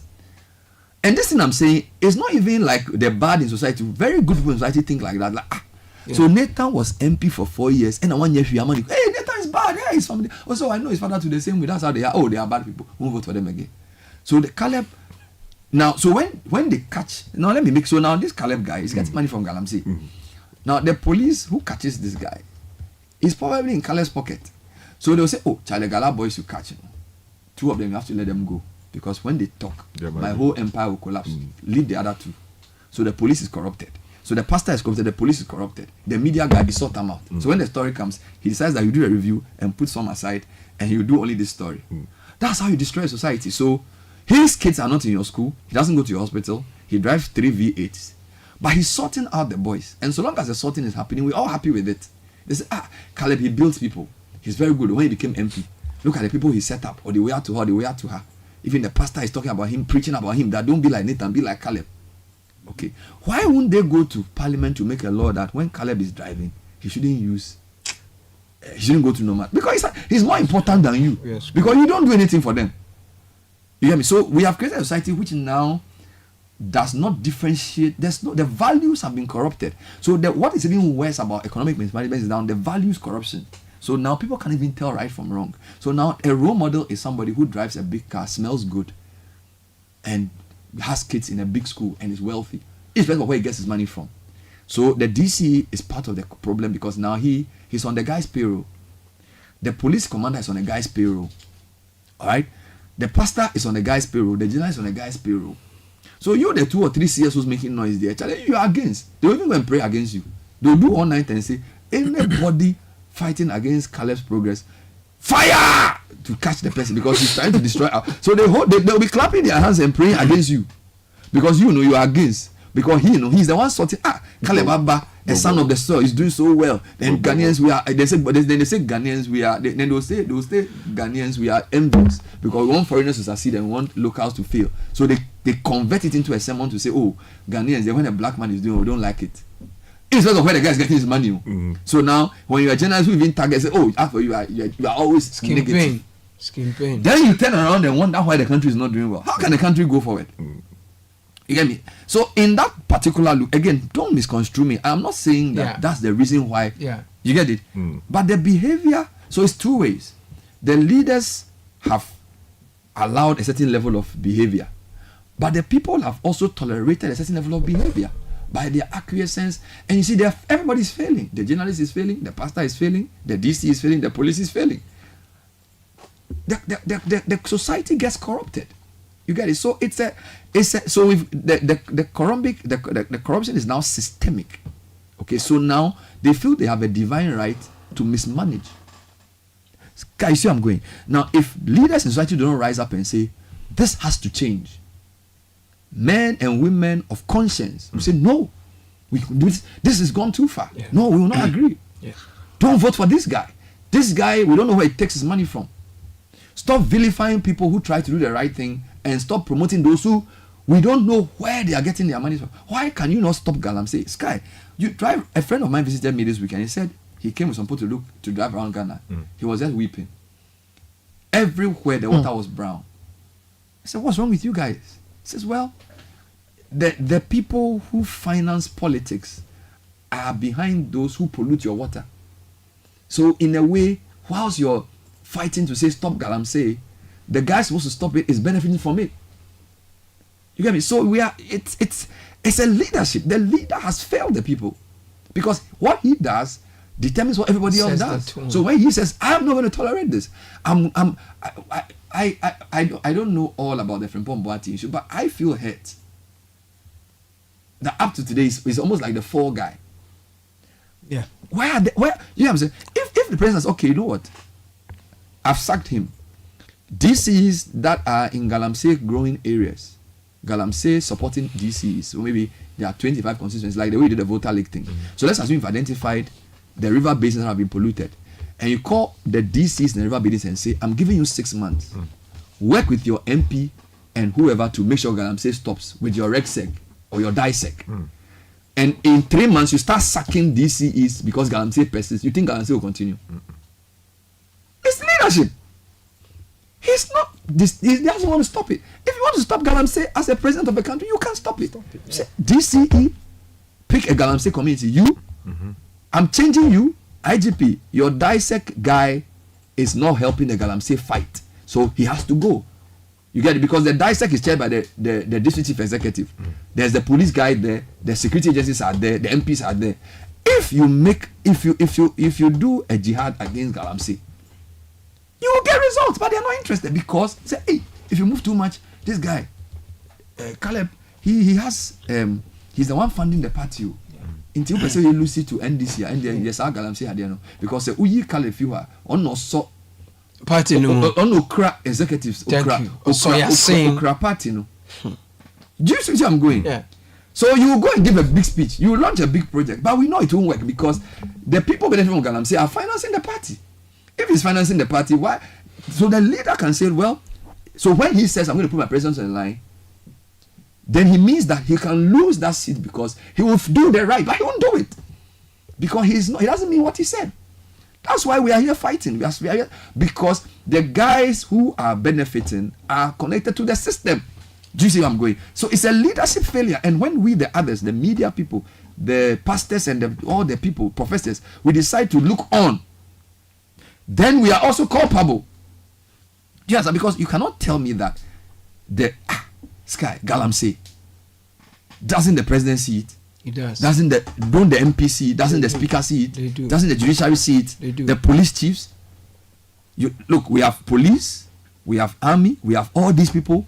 They don't see Galamsey? They do. You're telling me that the bad guys are stronger than the rest of us? No.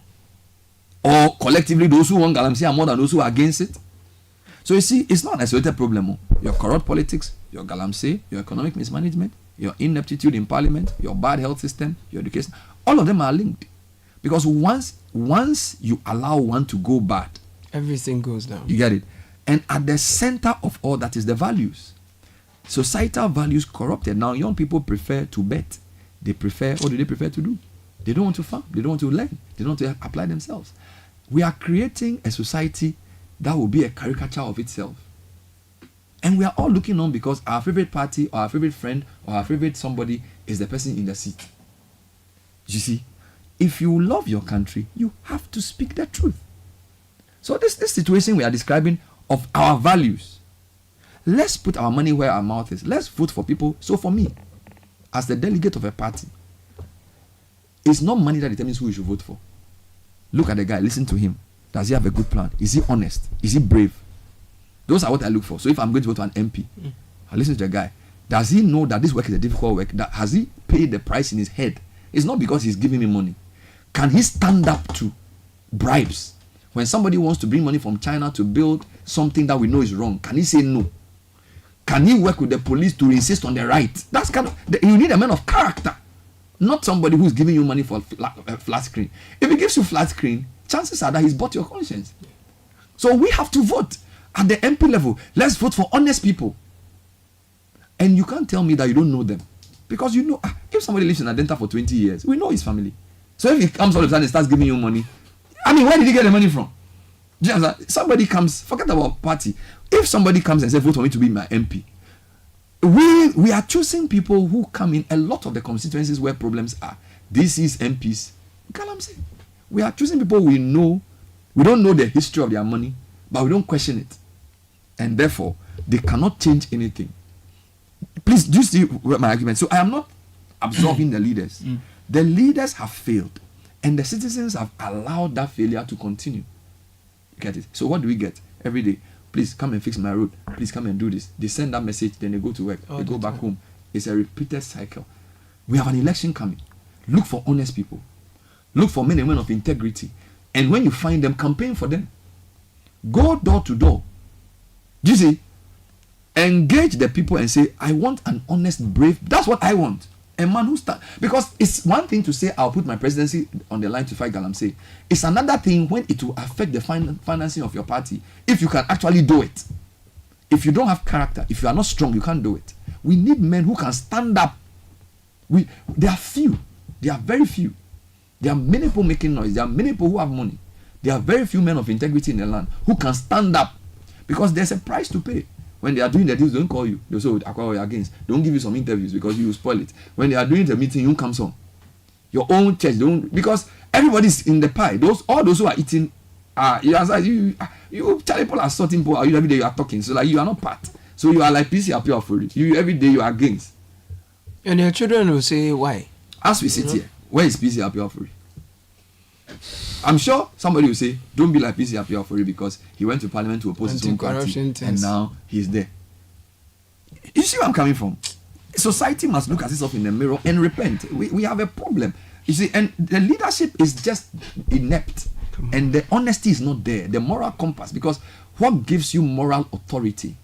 You see, a leader's authority is not just power in terms of physical power. Your credibility, your character, and your performance is what makes you, that's what gives you moral authority. So if I say don't take bribes as your president or as your boss, it means that, number one, I don't take the bribes. Right? And I'm consistent in performing. So I don't say come to work at 6 o'clock and I come to work at 8 o'clock. Do you understand? So I must set example. So I must be consistent in my performance. I must be consistent in my character. That's what gives me the moral authority to say you shouldn't do it.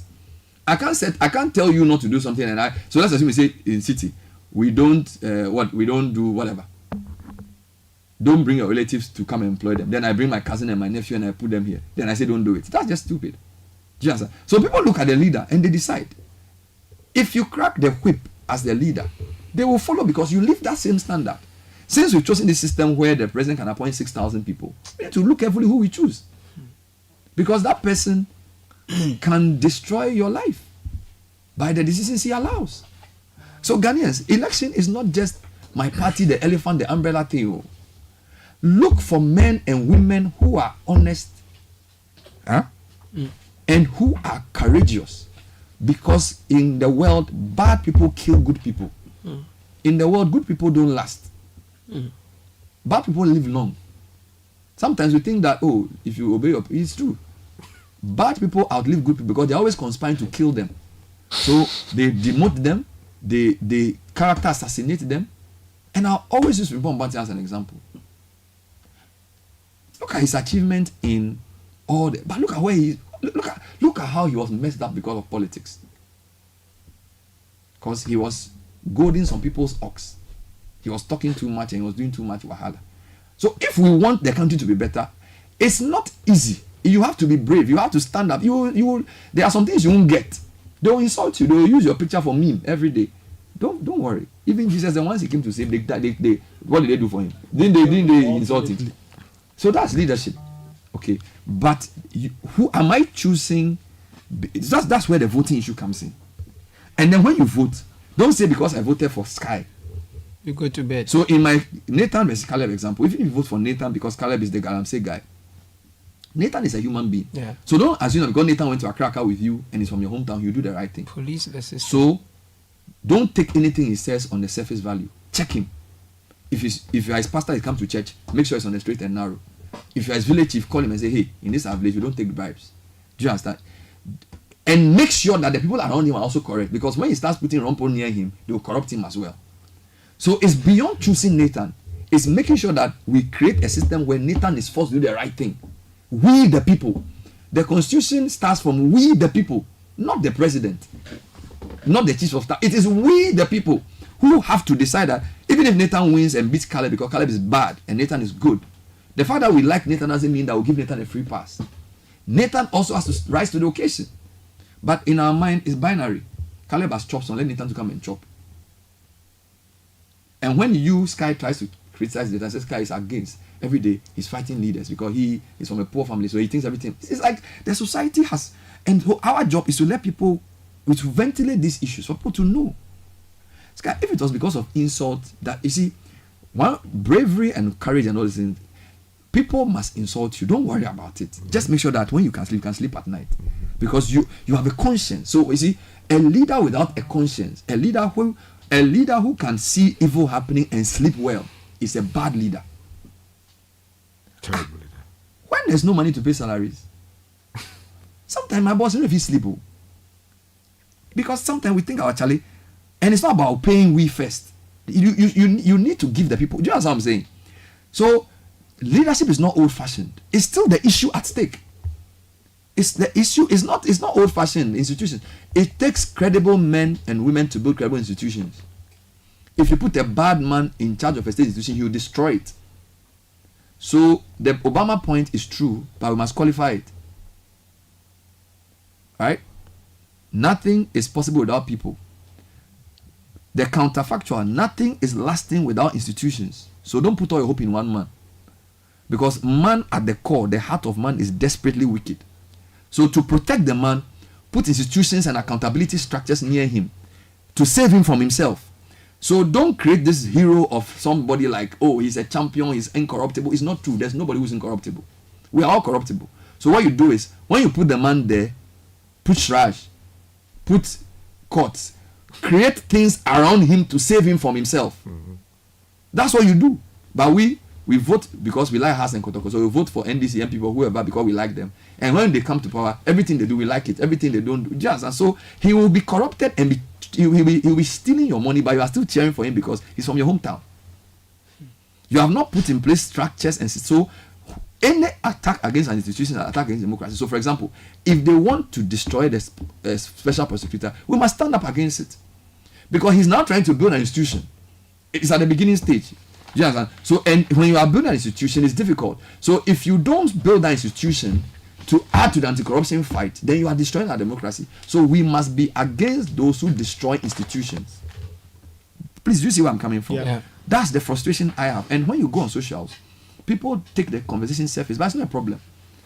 We are not, you see, we the people who have the privilege to be on air should accept the criticism, but should not descend into flippant, simplistic conversations. people can choose to discuss that because they don't have time and they are busy doing their work. But when you find yourself on air, you cannot come and do surface things. No, you must be complex. You must go beyond simplistic things. Please, am I making sense? So Ghanaians, think deeply about what we can do to change society. In some countries, they even vote for their judges. In some churches, they vote for their pastors. It's not a sin. Presby Church, they vote. Godfred, aren't you a Presbyterian? Don't they vote for session? Or when leadership fails, we have to let people make their choice. Because if we trust the Sanhedrin to make a choice and they are choosing corrupt men, then we have to now vote for session. So why do you think the Presbyterian Church they vote? It's even part of the failure. So voting is actually not necessarily when the leaders don't do what they are supposed to do. We will change them, and that change now in America they vote for their judges. They vote for pastors, vote for DC, vote for everybody. But we the voters should not vote because of money or tribe. We should vote because of we want an honest person who is strong, because he will be tested with money. The minute you become a minister or something, people come and give you things. If you can't master it when you are on the 1,000 cedi level, when they give you $1,000, you take it. So you train people from the beginning, take your trotro, be satisfied with what you have. We are not saying no ask for more salary, but learn to galley, learn to walk, take Trotsky, so you can live in. That's what leadership is. But we don't want comfort. We make our leaders something. So the concept of the leader is even wrong. So we will not overtake the Japanese if we don't change our mind. We will not. We cannot violate natural laws and why are you overtaking? Why you Japan? With this system, you overtake Japan? In your dreams, you can't. If you don't change your behavior, you will be behind them forever. You will not over. It's not, God is not a respecter of persons. If you do the right thing, you'll be rewarded. We have chosen to do the wrong thing and to reward the wrong people and to highlight the wrong things. That's why we are not doing well. If society will not look at itself and change, it will take 1,000 years. The Japanese will still beat us. The Europeans will still colonize us because we have not decided to wake up. We are still asleep. We have to make a decision that enough of this nonsense. We have to decide. But we haven't, because we are cowards and we haven't been trained to stand up for truth. That's the situation. We haven't trained up a child in the way he should go, so that when he's old, he will not depart from it. There's a way a person should go. When the person gets to a certain age, you cannot train him again. So a whole generation of leaders have been mistrained. So all of them have failed. All of them. They went to Lagos and all these things, big English. They can't solve our problems because they were not properly trained. And you have to train the next generation to appreciate sacrifice, values, honesty, fearlessness, so they can save us. Because that old generation, they have nothing new to offer. Nothing. What are they going to do for you? What are they going to do for you? What would they do for you? They've already been molded in a certain way. What will they do for you? Let's think about Ghana.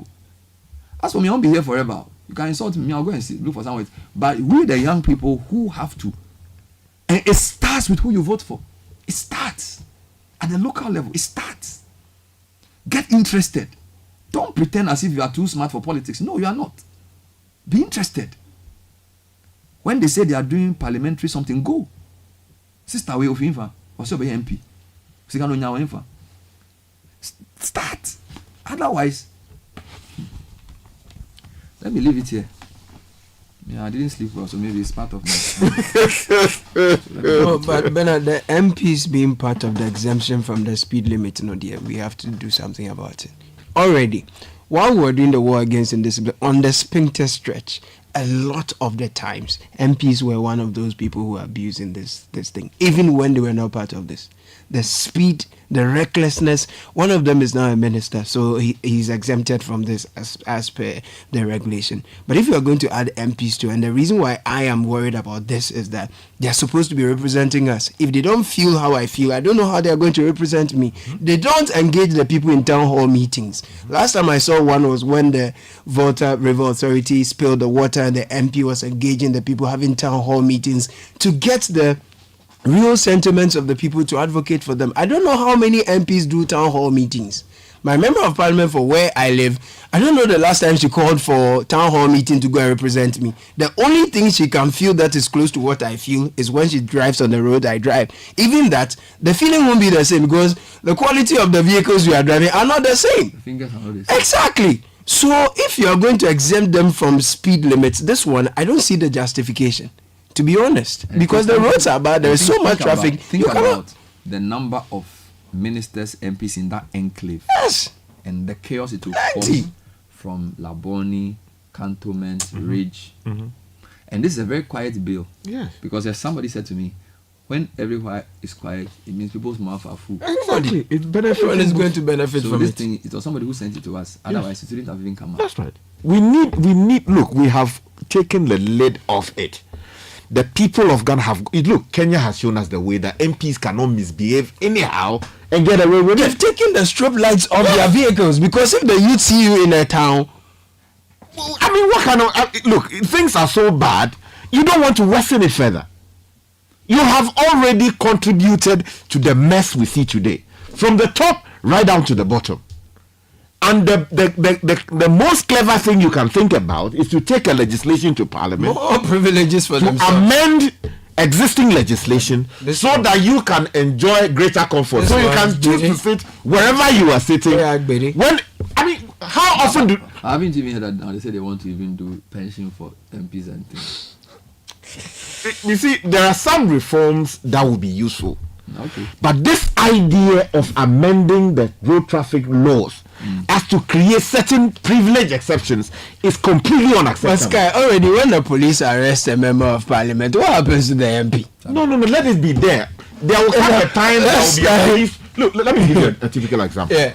There will come a time that there will be a police officer on TJ. Joe. He arrests you as a member of parliament. He will take you through the processes. Yeah. Bernard, go to parliament, the precincts of parliament today. You weed all over the place. I visit other parliaments outside this country.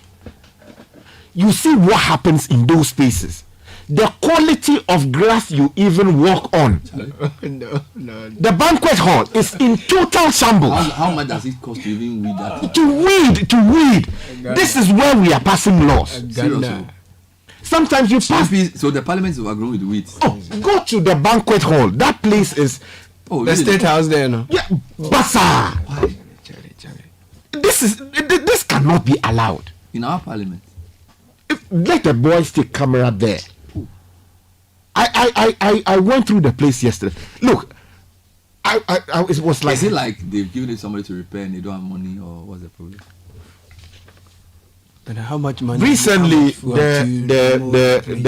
I noticed that where they go and even have tea was bazaar, the cabs, I'll tell you something. I'll tell you something.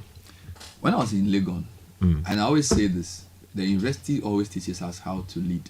Because see, when you go to Legon, from my primary school days, there's always people mowing the grass. Yeah. Always. They don't allow the grass to overgrow. Yeah. There are people who prune the trees. They don't cut the trees by heart. Why? Because the system of governance in the university is more accountable. So there's a VC, but there's a whole system of accountability. Also. You can't say me, I am the VC, so I can do anything I want. So there are committees. Some of the people you are VC over, they are even your seniors. Some of them taught you, but they are still there under you. I think we have something to learn from the universities, and the way they run the place. Because when you drive from Okpongolo and enter Legon, you think you are in two different countries. Everything is different. Single, you are from Okpongolo, and enter Legon. It's like you are in two different countries. Different nations. Because the leadership in that space, and this is leadership over the years. So, you see, when I say it's a leadership issue, the contrast between that Legon space you see and the Medina Okpongolo around is the leadership around, because some spaces have been left leaderless. So people do anything they want. So the leaders' failure is what is crippling the country. And I'm saying, we are going to choose leaders. Fine. Some of the leaders may be bad. Look for somebody and vote for. If not, go on the ballot yourself. Do you get me? When you get to a point where you can't see any good person on the ballot, maybe the person voting should be on the ballot. Am I making sense? Yes. So for those of my friends who say they are not going to vote, I don't think that's the solution. I don't think saying I'm voting on the solution. So let's assume there are 4 people on the ballot and you don't like any of them. Then find somebody who you think should be on the ballot and put him there. Hello? Get me? Because at least you've seen 4 options now.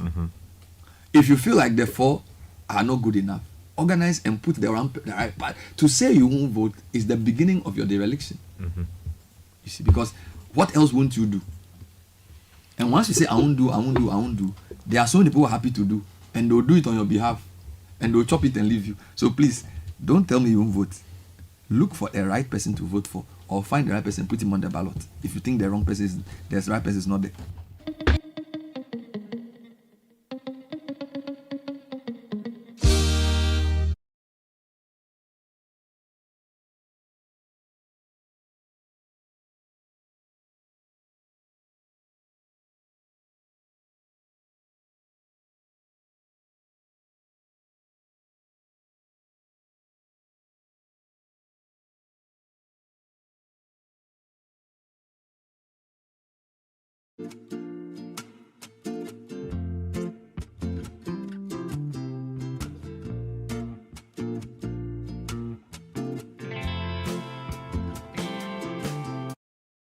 That's on WhatsApp 054-998-6996. A few quick announcements coming in. Yes. Now, hey there, did you know that cooking with firewood and charcoal is dangerous or harmful to your lungs as smoking? That's right, it can cause heart disease, stroke, and even affect your eyesight in the long run. That's why you need to use LPG. The National Petroleum Authority is here to change that with the new cylinder recirculation model. Gas Aba. Make that smart switch from firewood and charcoal to gas for a healthier, happier life. This ad is brought to you by the NPA and the Ministry of Energy. Now, Omni Basic Bank is always at your service. They are the fastest growing corporate bank and the bank of the year 2023. They are ready to assist you at all times. Call them on 030-275-8555 or visit any of their branches nationwide to open an account today and enjoy exceptional customer service. Omni Basic Bank at your service.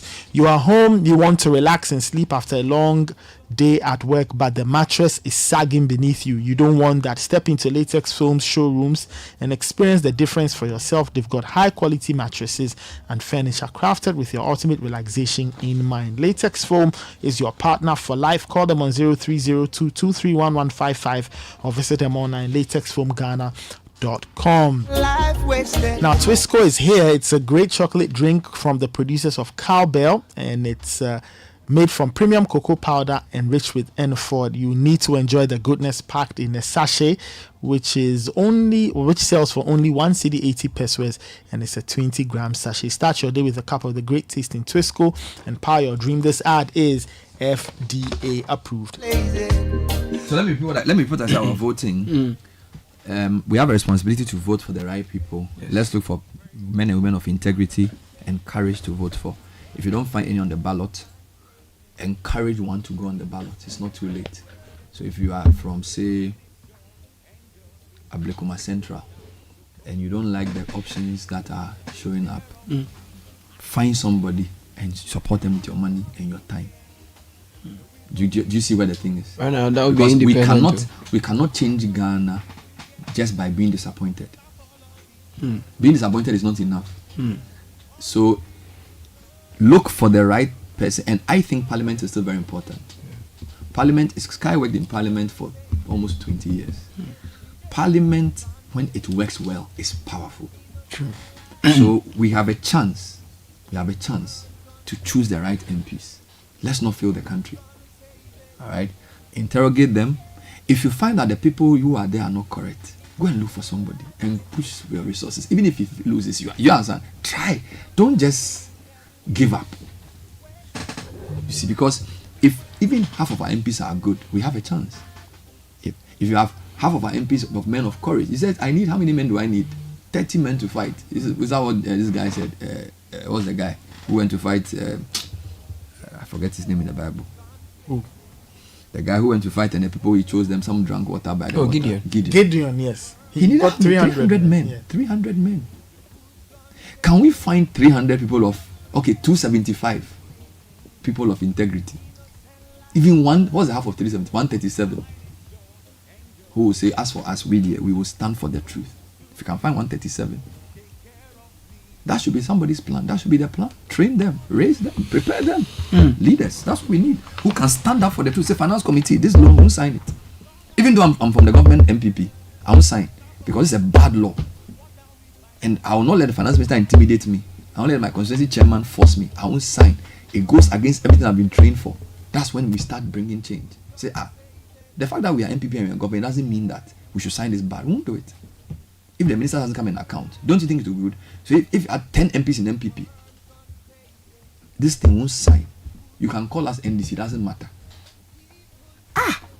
You think they don't listen? By the time they even sack them and do by elections, they've learned a lesson. You see, nobody wants to pay the price. If we even have 5 MPs who say this tax thing, we will not, it's wrong, we won't do it. 5, add it to the NDC number, that's 140 something. Then we are making change. Then we say, we have to listen to the people. Because the MPs are standing up for what the people want. Yeah. Party whip everybody in line. They all go and vote on the party line. The party is not interested in bringing development to you. They're interested in keeping themselves in power. So there's no way they're going to do things that will bring not your long-term benefit. And if you are not wise and you sell your soul to a party, your country will not go anywhere. I will not sell my soul to any party. No. Ghana is where I belong. I'm for Ghana. I'm not for any party. Forget it. CPP, how long did they rule? Where are they today? MPP and DC, you won't last forever. So don't think that you are there and you... No. So those of you who've thrown yourself into politics, let's get the right people to lead us. And let's force them to do the right thing. Including rebelling against their parties in parliament to stand up on principle. That's what we should do. When those people start rising, the party leadership will take note, the presidency will take note. So parliament doesn't become a rubber stamp of an executive that is corrupt. No. Parliament becomes the last bastion of hope for the people. So when parliament is gone, everything is gone. So it starts with primaries, it starts with candidates, it starts with choosing people and put your money in it. Don't say that, the parties, no, the parties, they put money where their mouth is. Who do you support? You say you've been an honest man, do you support him? Do you even put him on your poster? You are only posting yam and food and your new nails. That's all you are posting. You are not even posting anything around, anything, because you are not, no. If this guy is good, support him. Do you get my point? That's how you can't bring change any other way. Disappointment doesn't change anything. It's action that changes. So please, Ghanaians. Bernard, ABSA is supporting people. Okay. It's supporting people to give their car a new spec, their homes a makeover, or relaxing beach getaways, all of that. If you use your ABSA card 10 times or more in a month, then you could be a lucky winner in the ABSA Change Your Story promotion and extra entries by using our digital channels 5 times or more. From now until the end of October, 5 lucky winners will take away 40,000 Ghana cedis each every month to change their stories. For more information, visit an ABSA branch today. This promotion is regulated by the National Lottery Authority and on the Caritas Lottery platform. Your stories matter. ABSA terms and conditions apply. Now, if you're searching for the perfect blend of comfort, convenience, and community, look no further than Alphabet City, the premium gated community located at Sakumono. Alphabet City has luxurious 2 and 3 bedroom apartments designed to cater for all your needs. We provide the best community of amenities and environment to help your children grow. Looking for a place to settle down or a property to invest? Alphabet City offers the ideal blend of luxury, comfort, and community. Schedule a tour of your future home by calling 0240 111 119. Alphabet City, the ABC of home sweet home. Wasting money on military wear. Ashfrom is your one-stop shop for all your home soft furnishings. We are introducing a wide range of new collections of products to suit your homes, your hotels, and organizations. After driving through a lot of traffic and bad potholes, when you get home, it must be comfortable. Your beds, your mattresses, your pillows, and all of that must be comfortable. Please visit our showroom now. Call us on 0243 200 729 or 0244 64 2481. Free deliveries to your doorsteps are available, but please be mindful of internet fraudsters. Be an Ashfoamer now. Ashfoam, feel it, know it. We're going to read some comments after this break. This is the Citi Breakfast Show. We're happy to say you agree with us and all of those things, but honestly speaking, you need to get involved locally in the organization of the politics around your society. You need to get involved locally. All right? You need to get involved. To bring change to Ghana, you need to get involved. Don't be a passenger. Let's get involved. Even if you choose to do a post a day for the person you believe is honest, it's a post a day. Maybe it's an independent candidate that you think is the right person. A post a day volunteer, wear his t-shirt. If you even get 3 voters for him every day, he will get some. You get it? It's like, that's how you start. That's how you start. Otherwise, these people, they will care of me, I take care of you. That's all the world needs. Yeah. This is the City.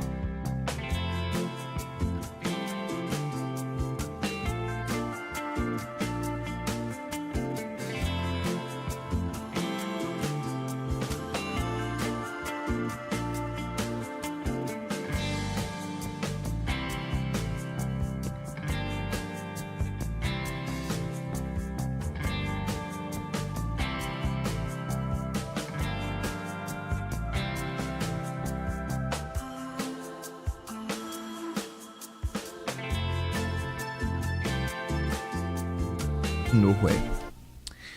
It's in the interest of politicians to have a legion of illiterates in this country because they can accept campaign t-shirts in mediocrity. I live in Ungwa along the beach drive. That has a small fishing community with dangerous potholes on parts of the road.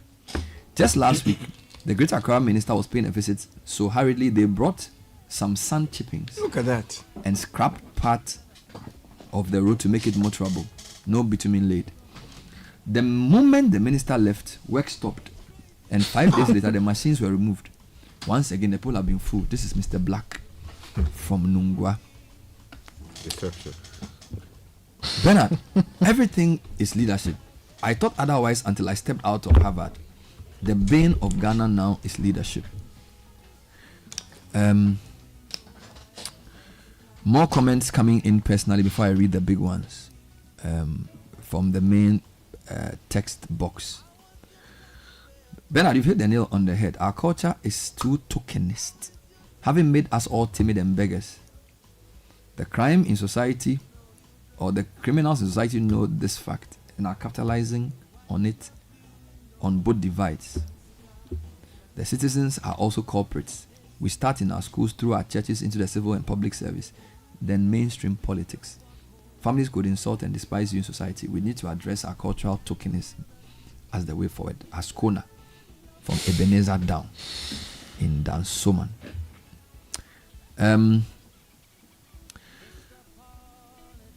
Let's read more comments. Yes. I think that's what will help. Let me just read one last one.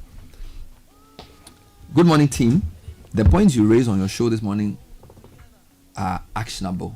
That needs to be recorded in schools, churches, and social gatherings. And thank you for saying it. The country is at a tipping point. We are battling for the soul of the nation. You talked about Japan.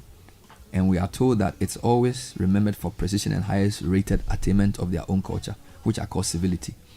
Unfortunately, we cannot constructively describe what Ghanaian civility is in a Japanese context. This is from Isaac. Here's an information on a banquet hall. This person works in Parliament. It says the banquet hall is no longer under the management of Parliament. It is managed by the office of the President. Okay. But that does not mean we should allow it to deteriorate. All right. But the person is pointing out that the banquet hall that you described is now under the office of the President. Yeah, but you see, while that information is useful, and it's not like I don't know about this information, okay, the whole place is almost weedy. Yeah. This is completely unacceptable. Okay. Look, this is where we, the people, deliberate. The MPs sitting there, they are there as we, the people of Ghana, we are the people sitting there. So if our collective space looks as horrifying as the space is presently, Charlie, I mean, what does that say of us? Every single day, we continue to receive guests from all over the country, all over the world, visiting Parliament to see how things happen there. When we travel to other institutions, we go to Canada, we go to the US, we go to Netherlands, we go to South Africa. Is that what we see? That's a good question. We need to do better. And I think during the SNIT DG's presser yesterday, I heard him complain about how we ran down state institutions to sell them. You know, I will not be surprised if they tell us that banquet or they are going. That one is the one. Okay. Because the way we run that place down is not nice. It's completely unacceptable. Okay, all right, let's go through some comments. Magnus in DC says, Bernard, you're right. Human beings need rules to guide them. If the laws are not working properly, then the country is in a mess. We must first blame leadership. If the head is corrupt, the body becomes corrupt. The law must work irrespective of who you are. This is what made Western countries, or this is what developed Western countries. Leadership is everything, but society's expectation is part of leadership. Keep up the education. This is exactly what we expect from the NCCE. Citizens are also part of the problem. People don't understand that our expectation is directly or indirectly influencing the success of the nation. This one says the issues being discussed need a collective voice, especially from our leaders, but they are all silent. There's a saying, the hottest places in hell are reserved for those who in times of moral crisis remain neutral. Nene from Greater Estates. Philip says a well-structured law and regulation can govern a race of demons. Our laws do not have enough punitive enforcement agencies. We don't need Ghanaians to act right. We need the laws to make them act right. If a demon lives in heaven, he will act heavenly. This one says, you just summarized Ghana's problem in a whole. I came to Ghana last April, and when my folks saw me driving Vitz, they went like, how can a bugger drive this car? Martin, UK. But when they say that should not, so if they say that to you as a pastor or a bugger or a managing director, that's one thing. If you change your behavior because they've said that, it means you yourself, you two are not strong. You get it? So it's not, you don't live your life based on what people say. So I get it that society has allowed that type of behavior, but we have to be strong. So drive your bit and be happy. Francis Nakra says, what you're saying is true, but because of the benefits people will get from the rot and wrongdoing, they'll go all out to defend and keep such politicians in power, like what we are seeing with NPP government. Until we practice the traditional system of swearing to a deity before we go into public office. So Francis says we should do that. So let me ask a question. So Ghana, what do we even fear now? See, because you know, where people went to even steal. Charlie, people went to police station to steal. Yeah, I think the only thing we fear is money. I think in Ghana, money is what we worship. I think so. Because even they swear they lie. So the only thing we respect is money. Maybe that's how I see it. Okay. Collectively. Okay. Maybe, I don't know. Because even our sense of shame is diminishing. Your point is spot on, Bernard, but the canker of corruption these days and hardship people face, people will now look for money to vote rather than look for good characters, I see. Michael from Tema says, remember Sam Jonah has apologized to the youth for leadership failure. It sums up all that you've said. This one says, I agree with you, Sky. Our leadership lacks discipline in all aspects. Are they servants or bosses? And what makes them different from the ordinary Ghanaian simply obeying traffic rules? The constitution needs a serious amendment. Jean Egbert in New York. This one says, Bernard, they created the impression to start with, if they all stick to the way MPs should behave, they won't have these problems. What Bernard is saying is right. The problem is the people's mindset. A Ghanaian truck pusher doesn't understand why his MP is not sitting in a V8 or living large. Ghanaian minds have been corrupted so much that I don't even know what to tell them. There's a testimony. Somebody has a testimony to support me. Bernard, what you are saying is true. It says there's one Mr. E, I know what you mean, who was regional secretary for Central Region in the PNDC days. He came home driving a Mitsubishi Space Wagon, and people in the village started insulting and laughing at him. Say, oh, minister, who drive a car? Oh, Shadow. Pascal, think about it. The Prime Minister of Netherlands, right, goes to work, back to his house on bicycle. When he left office recently, he went in and went out on bicycle. Gaso? Yes, Gaso. Buzanga Vuvu. The society doesn't hold him in serious disregard because he sat on a bicycle. Because when it comes down to it, life is so simple. Sky, what are we doing wrong? Are we, as media, portraying the wrong concept of success? It would seem so. I always like to start with advice. Yes, are we? But okay. Let me give you. People admire what we do, but we are not wealthy people. So why? Like, why aren't more people? Why are more people encouraging the youth to be modest, to be frugal and honest? Why are they? Because all the churches are even preaching prosperity. So they've converted the gospel to. It's because you can make it. Yes, we are. And that making it means you won't suffer. Yes. You won't struggle. Yes. When you go to the embassy, they will give you the visa. Yes. And then you get your car. Yes. The thing will be. Yes. Who do we? It's on God. Think about it. Who do we give prominence to? Right? When we interview in Ghana, when we interview people and we say they are successful, 9 times out of 10 it's because they are wealthy. We never ever. But Nathan, it's true. Okay, yes, go on. I'm saying, look, Bernard, look at the things that we celebrate cause a lot of ruckus on social. Right? Take away the sports or some very wild political thing. Look at the things we celebrate on social. Somebody's bought an iPhone 15. Somebody's bought a car at age 23. Recently, the latest one, they said the youngest rich man in Ghana, some guy. I've forgotten his name. And he's trending crazy. What work does he do? I don't know. He's trending crazy. The hottest people on social, if you take away the musicians, actors, blah, blah, blah, they are the people sharing betting tips. Invest. So the point is that the kind of things we focus on, and as media, we are very culpable. But because we give the we take the microphone and cameras to go and interview these people. How do values develop in a society?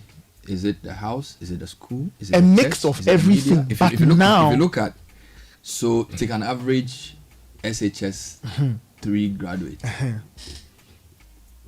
The person is already globalized because they have a phone. Very good. And social media tells them who they should follow. Of course, we can reinforce or we can disabuse. All right. So, but there are still things that can help: school, home, church. Do you get it? Those are 3 key things. And because now media is not just radio and TV now, it's social too. Right. So this 18-year-old is being socialized by social media. Most of them don't even necessarily listen to the heart of politics. But he has a house. He has a church he goes to. He's in JY. Then he also goes to school. Right. So how did he become what he's become? You see, it is because of which is the most important? Which of the four is the most important in making him think that success is if I can drive a Bentley by 23? The media, and by extension social. Why? Because the three others are in theory supposed to shape his conduct. So the home, so his parents are supposed to tell him stealing is wrong, lying is wrong, being content and working hard is right. But his parents are also so engrossed with life's basic matters, they are absent. Now in his school, his teachers are so overwhelmed, they can't even straighten him out, because now you can't beat children, you can't punish, you can't do anything to them. So two of the pillars are already gone. Then what does he have? He has a cell phone. But who gives him the cell phone? Well, the cell phone probably bought for him by his parent because of communication. I need to speak to you, I'm not home, blah blah blah blah. So the cell phone now becomes his socialization. He sees all kinds of things there. He's watching all kinds of things there. Those things are shaping his thinking. And he's a teenager. By the time he's 20, he's almost formed. But let's flip the question. The adult who left him this crazy society didn't have mobile phone. But the adult is still corrupt. Because that adult is now maybe a pastor of a church. And maybe somebody's washing money from him. And he's taking it easily.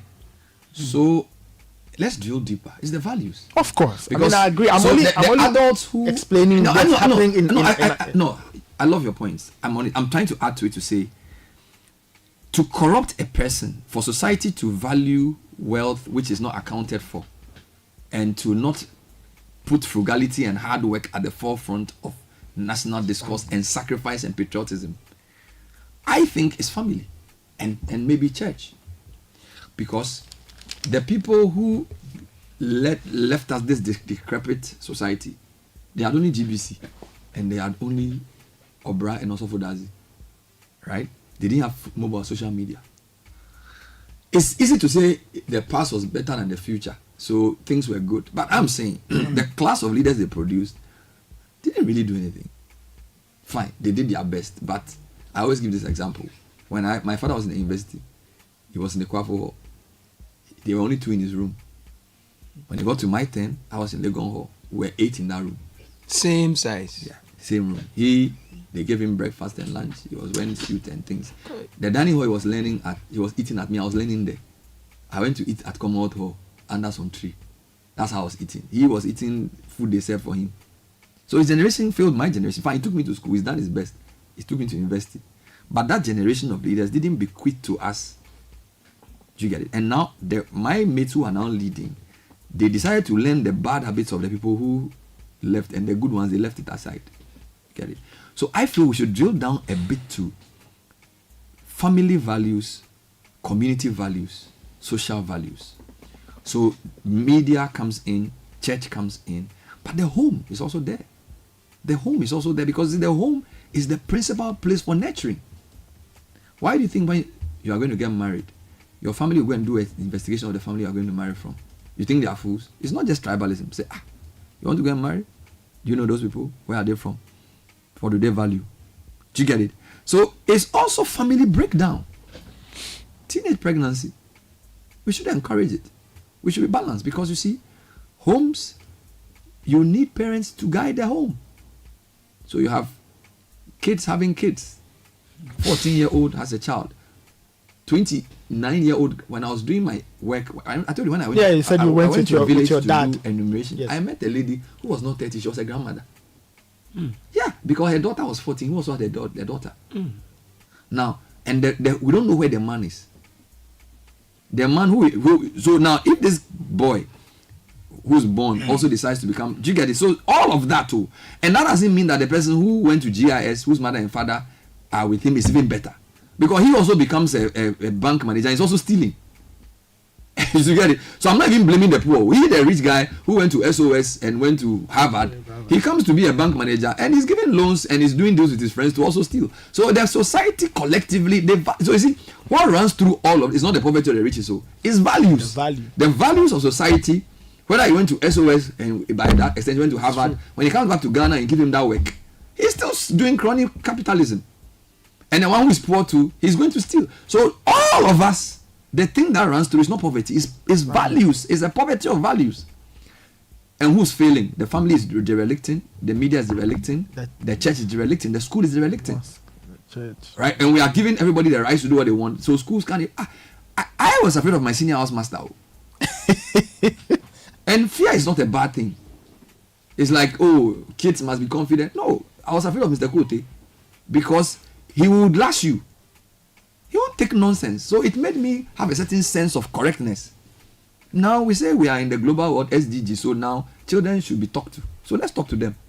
So they do what they want, and we say we are happy because we are in a state of development where we have to decide our own destiny. We don't have proper roads, and we are trying to use what somebody, you can understand, instead of using the person's institutions to develop, you are using, it's like, I'm not saying Western people are bad. They have created accountability in their politics. You won't choose that one, but you are choosing the things that they want to know. The frills that they have, that is a luxury, you know. You are importing that, and your roads are still bad. Imagine your school feeding program, when they pour the soup on the rice, the soup disappears. Is that the kind of environment to be implementing the kind of things that they implement in Switzerland? Don't you think you should give them proper food to eat first before you think about the next one? You see my point? So we copy the wrong thing. So the values, and values can be in competition, but even as a person, I have to question my values sometimes. Do you get it? A society cannot advance if it's not built on values. Sky, everything you see visibly is built on what is invisible. You know this. Traditional, we believe this, right? So the man I see, the body I see is not the person. There's something beyond. Sky's mind is what I'm accessing. So what makes Sky is not the body, because if he dies, he will still sit in this chair, but he will not make any sense. So what makes Japan is not the roads and the buildings. It's what you don't see when you go there. So as Sky sits here, I can't see his mind. I can only get it through his actions. It's the same thing. So in Ghana, it's not the Kwashi and the monument. So the collective mind of the people is the values, the mindset is not. It doesn't value honesty. It doesn't value truth. The Bible says, buy the truth. It means that truth is expensive. It will cost you. It can even cost you your life. It will cost you your time. It will cost you. We don't like the truth. We are. Then can you handle the truth? We like comfort. So we like laughter. We like humor. Every day, social media trends. What's trending? Football, those things. It's too difficult. Even media. These kind of conversations are considered outlier conversations. Like, why are you even discussing this? Let's do the LPM, do the interviews. You know, your BP will go high, sleep and things. You get it? So we can do the same thing. Bring people come and talk. But you see, if you want change, you have to. Because until society is engaging complex issues and discussing them with rigor and robustness, thinking so for example, how do we make sure that in 30 years Ghana will still not be a slave to the IMF? It takes more than a radio program. The next generation of economic leaders have to be trained. So Legon, what's the curriculum for economists? Ashesi, Tech. Do you get my point? What can you inculcate in the training of the economist of the next 10 years so he will not come and borrow 10 billion? Somebody needs to plan it, because in another country somebody is planning it. Somebody is engineering the kind of leader who will take over in 30 years. What are we doing? Go to campus politics. We are sending our thing there to pollute them. So the guys coming to take over in the next 20 years are 10 times worse than the guys they took over from. How are you going to change? So we have not 3 values, and I end. Truth, integrity. It's difficult, it's tough, but you have to go for it. Courage. Because we can all have an easy life. I don't have to be here today doing what I'm doing. We can all decide to be quiet and go and sleep. Because one of the things they tell Ghanaians, which I don't like, this school you are coming to go, remember your father, remember your mother. You're from a poor family. When you go, just do what you have to do. Stay out of trouble. That's true. Stay out of trouble. But be bold, be honest, be courageous. Don't be afraid. Don't be intimidated. Do you get it? We need to balance that. So we need men and women of courage. Number 3, sacrifice. Because for the next generation to be better, somebody must pay the price. So honesty, courage, sacrifice. Sacrifice means that you have to go hungry sometimes. Don't our mothers go hungry to pay our school fees? Your mother did that. Sold fish to make sure you go to school. So why can't we learn the same? Fathers who forfeit all kinds of travel just to save money to educate their kids. Then you, the child who's educated, you use the education to become corrupt, to disgrace your father's name. Oh. So sacrifice. We must learn that. Sacrifice. Kwame Nkrumah sacrificed. Read about his, go and read his bio, go and read Kwame Nkrumah, the autobiography, Ghana, the autobiography. You will weep in many instances. Sitting in a train from one part of London to the other because he can't sleep. He doesn't have a place to sleep, so he sleeps on the train. When the train gets to the end of the place, he gets up, goes to the next train, sleep. That's how he lived for years in London. To do that speech that you are so happy about. He didn't do it. You get me? He went through. He went through things too. And there's no leader who has done half of what he's done. Anyway, he indicts all of us. So what system is training our leaders? What matrix are they coming out of? What price are they paying to become MP? Come on air, speak English, insult the opponent, find a way of getting money quickly to win election, and you think they can compete with the world? No, you can't. Bernard, the values you have spoken about, something just told me, let me dig up our national anthem, right? Just the first stanza. God bless our homeland, Ghana. So it is not NDC and PP that we are blessing, right? Prayer for Ghana. Yeah. And make our nation great and strong, bold to defend forever. So boldness, courage, you mentioned those values, right? The cause of freedom and of right. Now, in defense of the cause of freedom and of right, there are sacrifices that you will make. We sing these things every day. We don't really know the import. Fill our hearts with true humility. So every time, our hearts must be full of what? True humility. Make us cherish fearless honesty. You spoke about honesty. Here it's been qualified. Fearless. So yes, so you are courageous in defending the truth. Fearless honesty, even at the point where someone is taking your head off. You are standing by the truth. And help us to resist the oppressor's rule. There will come a time where those in power will become a major impediment to societal growth. They will suppress that which is in the collective interest of all of us. Your duty is to resist that fearlessly with all our will and might forevermore.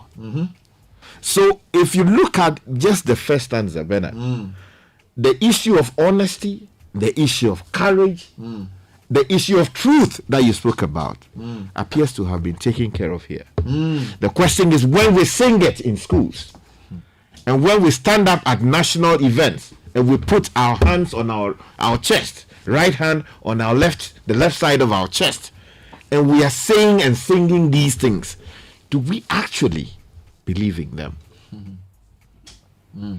It's a question you ask yourself. We have come this morning and we have done our part. There are times we get it wrong. There are times we get it right. In your little space, how much are you doing? How much effort are you making? If it is bad, it is bad. Let's fix it. Because look, there will come a time it will be too late for you to fix the problems that you are allowing to perpetuate itself. We sit on radio today. What we have is a microphone. Tomorrow, when we are no longer, on radio, Look, what actually hurts me, I don't want to sit at home when I'm 70, 80. I wish we discussed this. Yes, then I'm sending Bernard's, what do you call a great grandson? No, he will not be. Whoever it is, down the road to my village or the road to Kumasi. People have moved on from these kinds of discussions. They are discussing whether their dog has gotten proper manicure or not. Because they have reached the stage of self-actualization. That's true. They are thinking of how can we live in space. That's what they are thinking about. Making space habitable. That's what they think. Those are the conversations they are having. Here we are. We're talking about potholes. The very basic street lights. Plastic. Gunter. Women still sleeping on the floor in hospitals. Fire. And we preside over that. It's a shame. We'll take a break. This is the Citi Breakfast Show, the city's biggest conversation.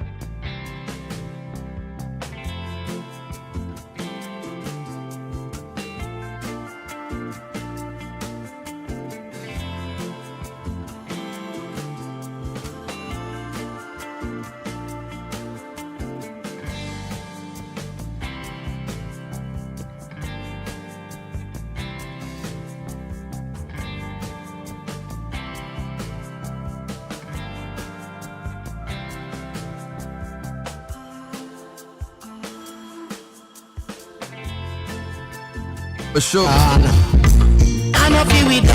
Culture. Election. Now, Eden Heights is a well-planned and secured gated community with access to an ultra-modern sports complex, Olympic-sized swimming pool, football court, basketball, athletic, and gym facilities. We have available 2, 3, and 4-bedroom apartments and penthouses with the highest grade of finishing for rental and sale. We are located behind the West Hills Mall, Wager in Accra. Call us on 050-153-1444 or 050-153-1445. Visit our website on www.edenheights.com for more details. Eden Heights, the height of modern living. Now, when you buy anything, it has to be the very best. Diamond 42.5 hour grade cement is the very highest quality cement on the Ghanaian market. Now we have the affordable 32.5 hour grade, which means there is a good deal for everyone. So if you wish to buy Diamond cement, deal with us directly. Locate Diamond Cement Ghana Limited nationwide with our factories in Aplao, Takoradi, and Buepe. Call us 0244 313-368 or 0540-111-978 or 0202-021-175. Diamond Cement, still as hard as a diamond. Get ready for the 2024 Ghana International Product Awards. It's happening this Friday, July 19th. It's next weekend at the luxurious Mövenpick Ambassador Hotel for Ghana's largest consumer-driven event. Discover the best of the best in products, manufacturers, distributors, retailers, importers, and exporters across the nation. Powered by KN Unique Communications, a proud subsidiary of the KN Communications Group. This event is your ultimate guide to top-notch quality and innovation. Call us on 0303 979996 or 0576 914 055. Visit www.gepaawards.com.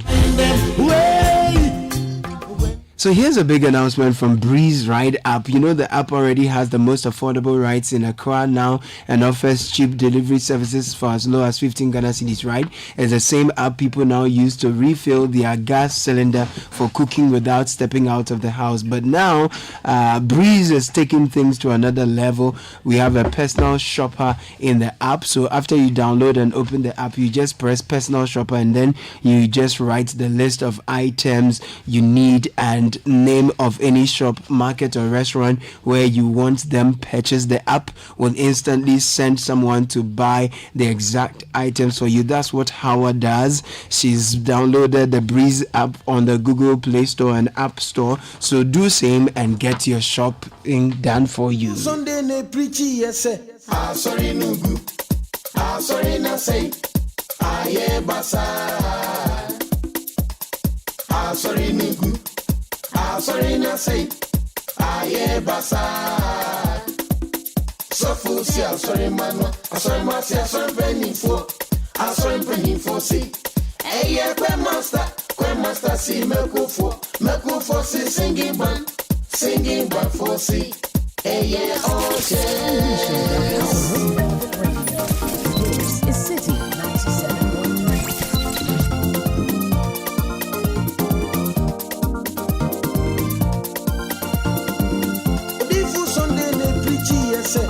Sorry no good. Sorry na say aye basa. Sorry no good. Sorry na say aye basa. So full see sorry manwa. Sorry ma see sorry penny for. Sorry penny for see. Aye kwe master see meko for see singing band for see.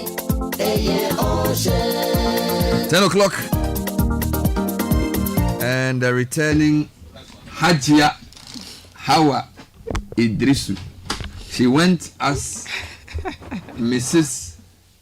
Hawa Idrisu Mustafa. She's now back as Hajia Hawa Idrisu Mustafa. How long did you spend there? A month. A month. Yeah. So you are Hajia now. I know Hajia means you have to increase the size of your this thing. Your bill. Your Maya, you have to increase it. Yes, you have to give pocket money. Hajia is not a it's not something you just take on yourself. You need to have a store. Hey. Sell cloth. You need extra money to sort out the boys. Oh. You are now Hajia. You'll be there. Otherwise, deal with your missus like that quietly. Anyway, welcome back. So let's have the news at 10. Coming up, NPP to officially outdoor Dr. Matthew Opoku-Pempe as running mate to Dr. Baumia, and government receives 5 bids for the completion of the Saglemi housing project. Details of our stories